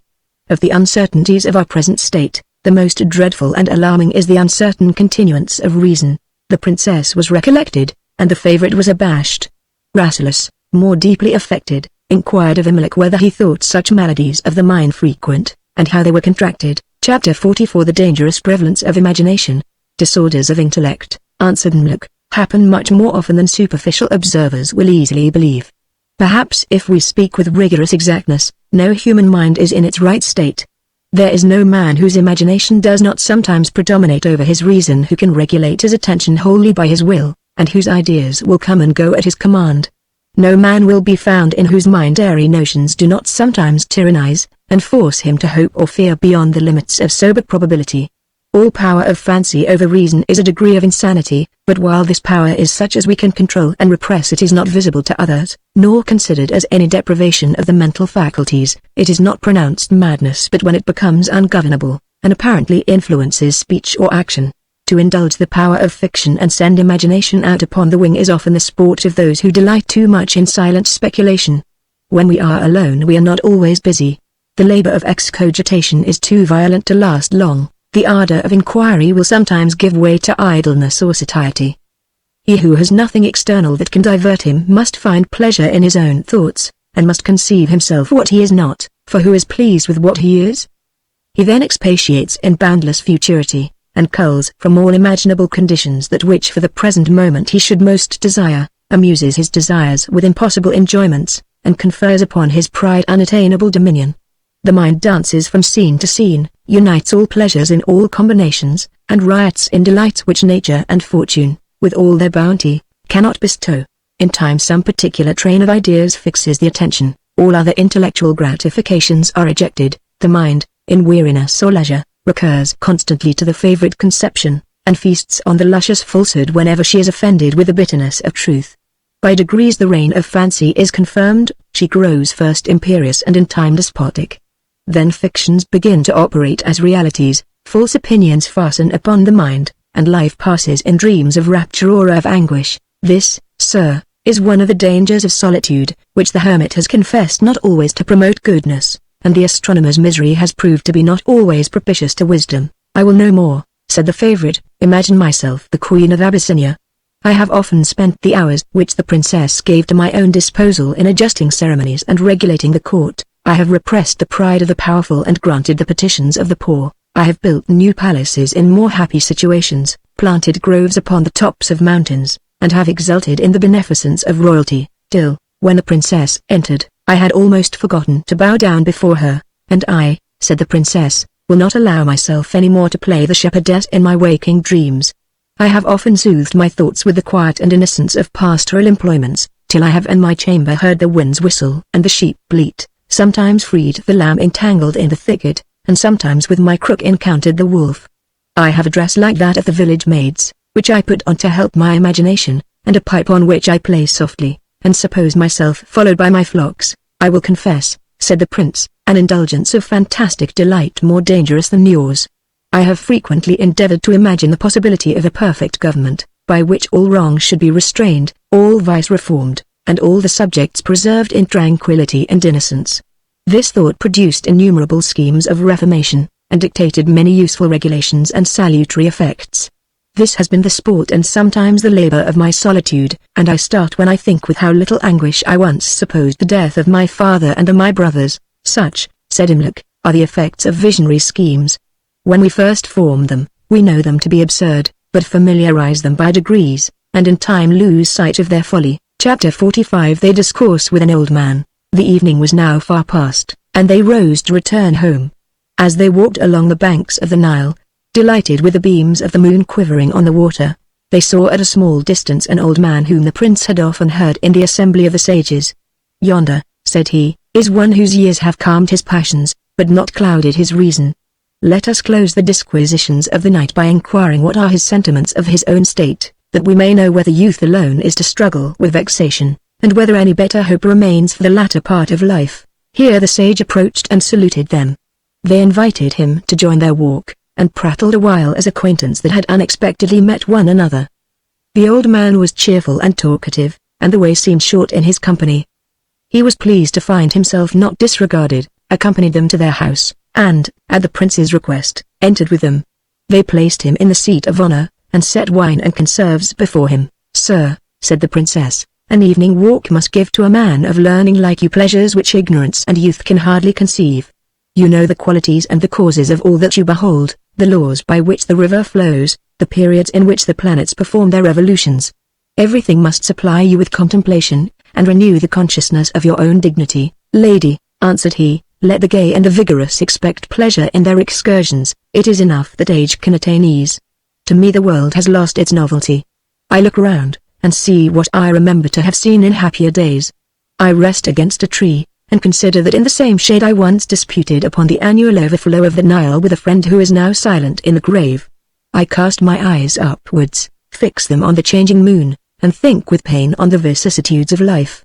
I have ceased to take much delight in physical truth, for what have I to do with those things which I am soon to leave? You may at least recreate yourself, said Imlac, with the recollection of an honorable and useful life, and enjoy the praise which all agree to give you. Praise, said the sage with a sigh, is to an old man an empty sound. I have neither mother to be delighted with the reputation of her son, nor wife to partake the honors of her husband. I have outlived my friends and my rivals. Nothing is now of much importance, for I cannot extend my interest beyond myself. Youth is delighted with applause, because it is considered as the earnest of some future good, and because the prospect of life is far extended. But to me, who am now declining to decrepitude, there is little to be feared from the malevolence of men, and yet less to be hoped from their affection or esteem. Something they may yet take away, but they can give me nothing. Riches would now be useless, and high employment would be pain. My retrospect of life recalls to my view many opportunities of good neglected, much time squandered upon trifles, and more lost in idleness and vacancy. I leave many great designs unattempted, and many great attempts unfinished. My mind is burdened with no heavy crime, and therefore I compose myself to tranquillity, endeavor to abstract my thoughts from hopes and cares which, though reason knows them to be vain, still try to keep their old possession of the heart, expect, with serene humility, that hour which nature cannot long delay, and hope to possess in a better state that happiness which here I could not find, and that virtue which here I have not attained. He arose and went away, leaving his audience not much elated with the hope of long life. The prince consoled himself with remarking that it was not reasonable to be disappointed by this account, for age had never been considered as the season of felicity, and if it was possible to be easy in decline and weakness, it was likely that the days of vigor and alacrity might be happy, that the noon of life might be bright, if the evening could be calm. The princess suspected that age was querulous and malignant, and delighted to repress the expectations of those who had newly entered the world. She had seen the possessors of estates look with envy on their heirs, and known men who enjoyed pleasures no longer than they could confine it to themselves. Becua conjectured that the man was older than he appeared, and was willing to impute his complaints to delirious dejection, or else supposed that he had been unfortunate, and was therefore discontented. For nothing, said she, is more common than to call our own condition the condition of life. Imlac, who had no desire to see them depressed, smiled at the comforts which they could so readily procure themselves, and remembered that at the same age he was equally confident of unmingled prosperity, and equally fertile of consolatory expedients. He forbore to force upon them unwelcome knowledge, which time itself would too soon impress. The princess and her lady retired, the madness of the astronomer hung upon their minds, and they desired Imlac to enter upon his office, and delay next morning the rising of the sun. Chapter 46. The Princess and Becua visit the astronomer. The princess and Becua, having talked in private of Imlac's astronomer, thought his character at once so amiable and so strange that they could not be satisfied without a nearer knowledge, and Imlac was requested to find the means of bringing them together. This was somewhat difficult. The philosopher had never received any visits from women, though he lived in a city that had in it many Europeans, who followed the manners of their own countries, and many from other parts of the world, that lived there with European liberty. The ladies would not be refused, and several schemes were proposed for the accomplishment of their design. It was proposed to introduce them as strangers in distress, to whom the sage was always accessible, but after some deliberation it appeared that by this artifice no acquaintance could be formed, for their conversation would be short, and they could not decently importune him often. This, said Rasselas, is true, but I have yet a stronger objection against the misrepresentation of your state. I have always considered it as treason against the great republic of human nature to make any man's virtues the means of deceiving him, whether on great or little occasions. All imposture weakens confidence and chills benevolence. When the sage finds that you are not what you seemed, he will feel the resentment natural to a man who, conscious of great abilities, discovers that he has been tricked by understandings meaner than his own, and perhaps the distrust which he can never afterwards wholly lay aside may stop the voice of counsel and close the hand of charity. And where will you find the power of restoring his benefactions to mankind, or his peace to himself? To this no reply was attempted, and Imlac began to hope that their curiosity would subside, but next day Becua told him she had now found an honest pretence for a visit to the astronomer, for she would solicit permission to continue under him the studies in which she had been initiated by the Arab, and the princess might go with her, either as a fellow student, or because a woman could not decently come alone. I am afraid, said Imlac, that he will soon be weary of your company.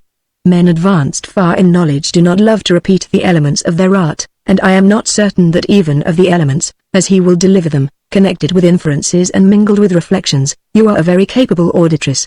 That, said Becua, must be my care. I ask of you only to take me thither.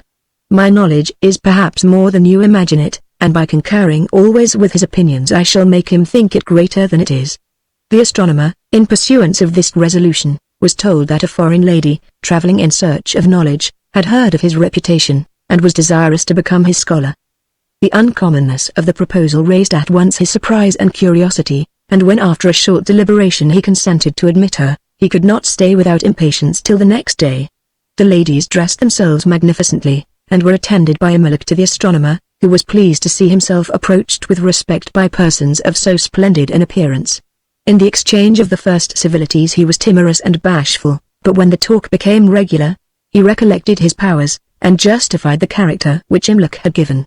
Inquiring of Bekua what could have turned her inclination towards astronomy, he received from her a history of her adventure at the pyramid, and of the time passed in the Arab's island. She told her tale with ease and elegance, and her conversation took possession of his heart. The discourse was then turned to astronomy. Bekua displayed what she knew. He looked upon her as a prodigy of genius, and entreated her not to desist from a study which she had so happily begun. They came again, and were every time more welcome than before.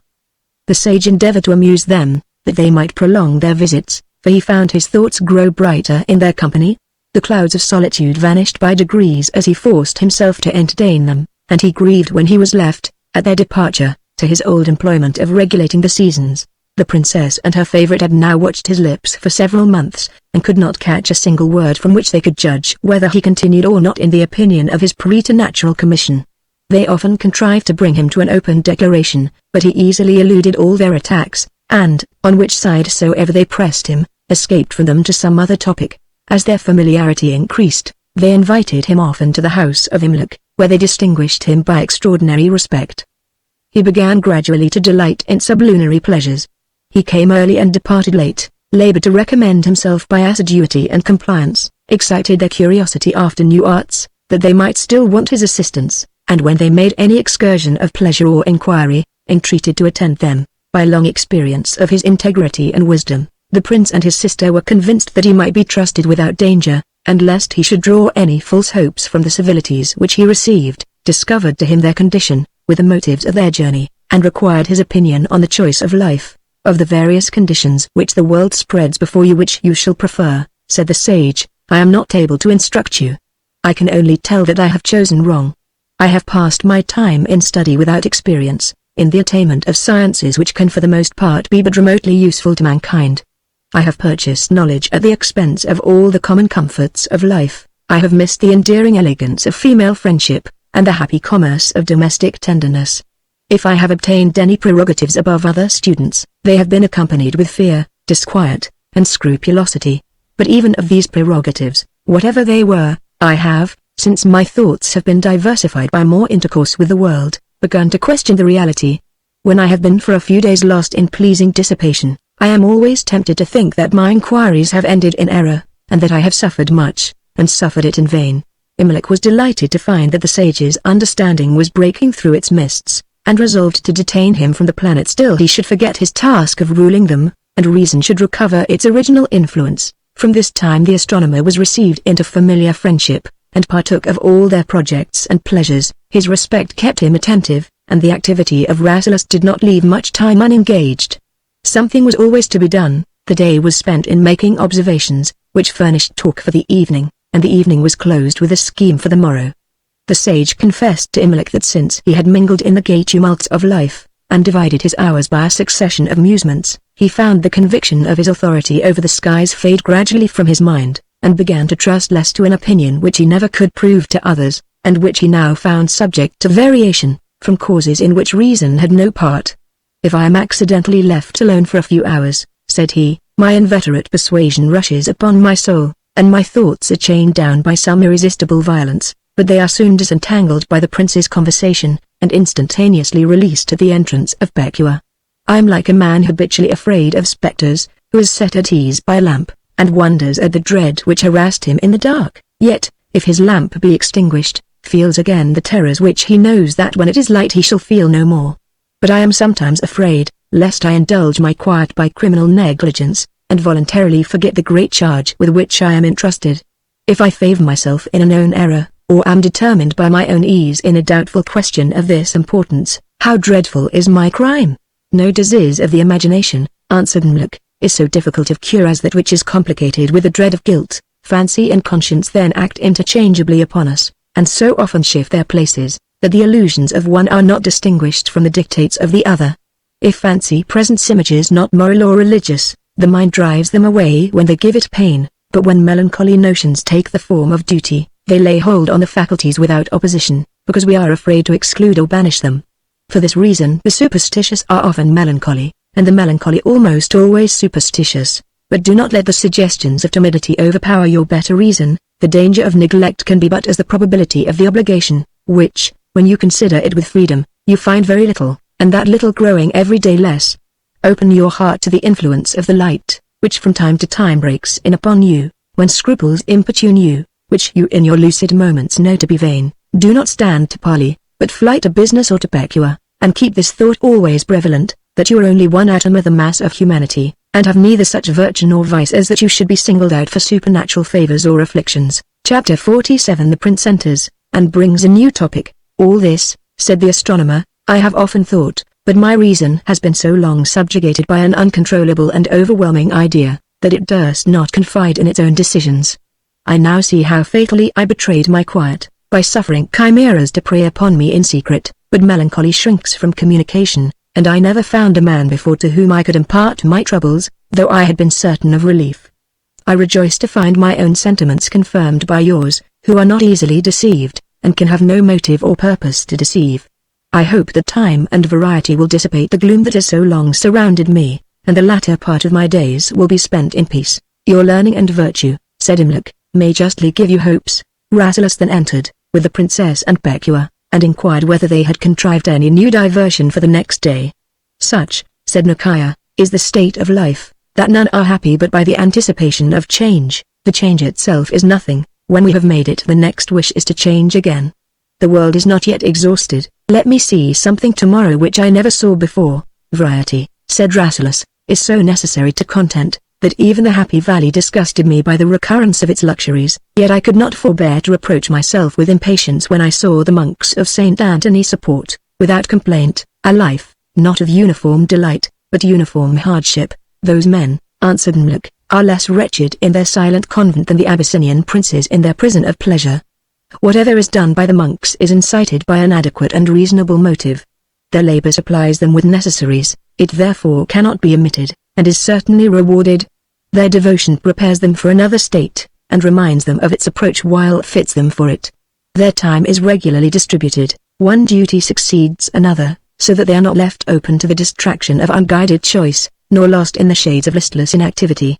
There is a certain task to be performed at an appropriated hour, and their toils are cheerful, because they consider them as acts of piety by which they are always advancing towards endless felicity. Do you think, said Nakia, that the monastic rule is a more holy and less imperfect state than any other?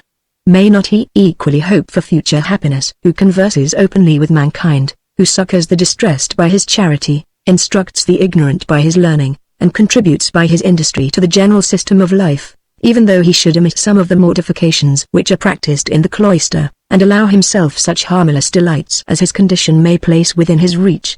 This, said Imlac, is a question which has long divided the wise and perplexed the good. I am afraid to decide on either part. He that lives well in the world is better than he that lives well in a monastery. But perhaps everyone is not able to stem the temptations of public life, and if he cannot conquer he may properly retreat.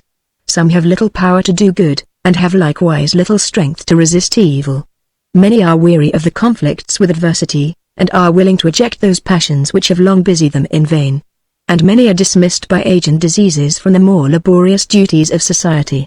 In monasteries the weak and timorous may be happily sheltered, the weary may repose, and the penitent may meditate. Those retreats of prayer and contemplation have something so congenial to the mind of man, that perhaps there is scarcely one that does not purpose to close his life in pious abstraction, with a few associates serious as himself. Such, said Pecua, has often been my wish, and I have heard the princess declare that she should not willingly die in a crowd. The liberty of using harmless pleasures, proceeded Imlac, will not be disputed, but it is still to be examined what pleasures are harmless. The evil of any pleasure that Nakia can image is not in the act itself but in its consequences. Pleasure in itself harmless may become mischievous by endearing to us a state which we know to be transient and probatory, and withdrawing our thoughts from that of which every hour brings us nearer to the beginning, and of which no length of time will bring us to the end. Mortification is not virtuous in itself, nor has any other use but that it disengages us from the allurements of sense. In the state of future perfection to which we all aspire there will be pleasure without danger and security without restraint. The princess was silent, and Rasselas, turning to the astronomer, asked him whether he could not delay her retreat by showing her something which she had not seen before. "Your curiosity," said the sage, "has been so general, and your pursuit of knowledge so vigorous, that novelties are not now very easily to be found. But what you can no longer procure from the living may be given by the dead. Among the wonders of this country are the catacombs, or the ancient repositories in which the bodies of the earliest generations were lodged, and where, by the virtue of the gums which embalmed them, they yet remain without corruption. I know not," said Rasselas, "what pleasure the sight of the catacombs can afford, but, since nothing else is offered, I am resolved to view them, and shall place this with my other things which I have done because I will do something." They hired a guard of horsemen, and the next day visited the catacombs. When they were about to descend into the sepulchral caves, "Becua," said the princess, "we are now again invading the habitations of the dead. I know that you will stay behind. Let me find you safe when I return." "No, I will not be left," answered Becua. "I will go down between you and the prince." They then all descended, and roved with wonder through the labyrinth of subterraneous passages, where the bodies were laid in rows on either side. Chapter 48 Imluk discourses on the nature of the soul. "What reason," said the prince, "can be given why the Egyptians should thus expensively preserve those carcasses which some nations consume with fire, others later mingle with the earth, and all agree to remove from their sight as soon as decent rites can be performed? The original of ancient customs," said Imluk, "is commonly unknown, for the practice often continues when the cause has ceased, and concerning superstitious ceremonies it is vain to conjecture, for what reason did not dictate, reason cannot explain. I have been long believed that the practice of embalming arose only from tenderness to the remains of relations or friends, and to this opinion I am more inclined because it seems impossible that this care should have been general. Had all the dead been embalmed, their repositories must in time have been more spacious than the dwellings of the living. I suppose only the rich or honorable were secured from corruption, and the rest left to the course of nature. But it is commonly supposed that the Egyptians believed the soul to live as long as the body continued undissolved, and therefore tried this method of eluding death. Could the wise Egyptians, said Nakaya, think so grossly of the soul? If the soul could once survive its separation, what could it afterwards receive or suffer from the body? The Egyptians would doubtless think erroneously, said the astronomer, in the darkness of heathenism and the first dawn of philosophy. The nature of the soul is still disputed amidst all our opportunities of clearer knowledge. Some yet say that it may be material, who, nevertheless, believe it to be immortal. Some, answered Mluk, have indeed said that the soul is material. But I can scarcely believe that any man has thought it who knew how to think, for all the conclusions of reason enforce the immateriality of mind, and all the notices of sense and investigations of science concur to prove the unconsciousness of matter. It was never supposed that cogitation is inherent in matter, or that every particle is a thinking being. Yet if any part of matter be devoid of thought, what part can we suppose to think? Matter can differ from matter only in form, density, bulk, motion, and direction of motion. To which of these, however varied or combined, can consciousness be annexed? To be round or square, to be solid or fluid, to be great or little, to be moved slowly or swiftly, one way or another, are modes of material existence all equally alien from the nature of cogitation. If matter be once without thought, it can only be made to think by some new modification, but all the modifications which it can admit are equally unconnected with cogitative powers. But the materialists, said the astronomer, urge that matter may have qualities with which we are unacquainted. He who will determine, returned Imluk, against that which he knows because there may be something which he knows not, he that can set hypothetical possibility against acknowledged certainty, is not to be admitted among reasonable beings. All that we know of matter is, that matter is inert, senseless, and lifeless, and if this conviction cannot be opposed but by referring us to something that we know not, we have all the evidence that human intellect can admit. If that which is known may be overruled by that which is unknown, no being, not omniscient, can arrive at certainty. Yet let us not, said the astronomer, too arrogantly limit the Creator's power. It is no limitation of omnipotence, replied the poet, to suppose that one thing is not consistent with another, that the same proposition cannot be at once true and false, that the same number cannot be even and odd, that cogitation cannot be conferred on that which is created incapable of cogitation. I know not, said Nakaya, any great use of this question. Does that immateriality, which in my opinion you have sufficiently proved, necessarily include eternal duration? Of immateriality, said Imluk, our ideas are negative, and therefore obscure. Immateriality seems to imply a natural power of perpetual duration as a consequence of exemption from all causes of decay. Whatever perishes is destroyed by the solution of its contexture and separation of its parts, nor can we conceive how that which has no parts, and therefore admits no solution, can be naturally corrupted or impaired. I know not, said Rasselas, how to conceive anything without extension. What is extended must have parts, and you allow that whatever has parts may be destroyed. Consider your own conceptions, replied Mluk, and the difficulty will be less. You will find substance without extension. An ideal form is no less real than material bulk, yet an ideal form has no extension. It is no less certain, when you think on a pyramid, that your mind possesses the idea of a pyramid, than that the pyramid itself is standing. What space does the idea of a pyramid occupy more than the idea of a grain of corn? Or how can either idea suffer laceration? As is the effect, such is the cause; as thought, such is the power that thinks, a power impassive and indiscernible. But the being, said Nakia, whom I fear to name, the being which made the soul, can destroy it. He surely can destroy it, answered Mluk, since, however imperishable, it receives from a superior nature its power of duration. That it will not perish by any inherent cause of decay or principle of corruption, may be shown by philosophy, but philosophy can tell no more. That it will not be annihilated by him that made it, we must humbly learn from higher authority. The whole assembly stood a while silent and collected. Let us return, said Rasselas, from this scene of mortality. How gloomy would be these mansions of the dead to him who did not know that he should never die, that what now acts shall continue its agency, and what now thinks shall think on forever.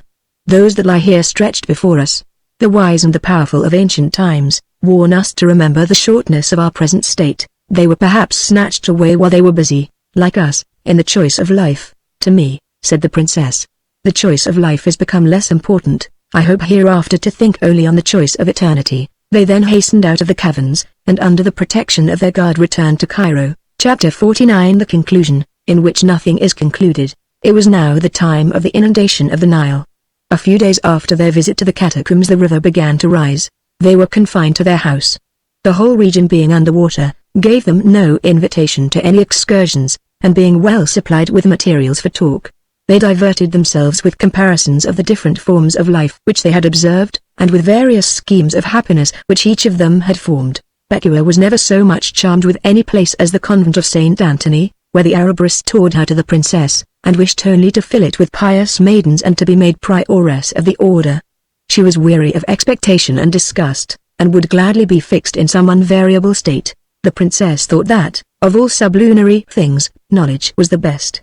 She desired first to learn all sciences, and then proposed to found a college of learned women, in which she would preside, that, by conversing with the old and educating the young, she might divide her time between the acquisition and communication of wisdom, and raise up for the next age models of prudence and patterns of piety. The prince desired a little kingdom in which he might administer justice in his own person and see all the parts of government with his own eyes, but he could never fix the limits of his dominion, and was always adding to the number of his subjects. Imluk and the astronomer were contented to be driven along the stream of life without directing their course to any particular port. Of those wishes that they had formed they well knew that none could be obtained.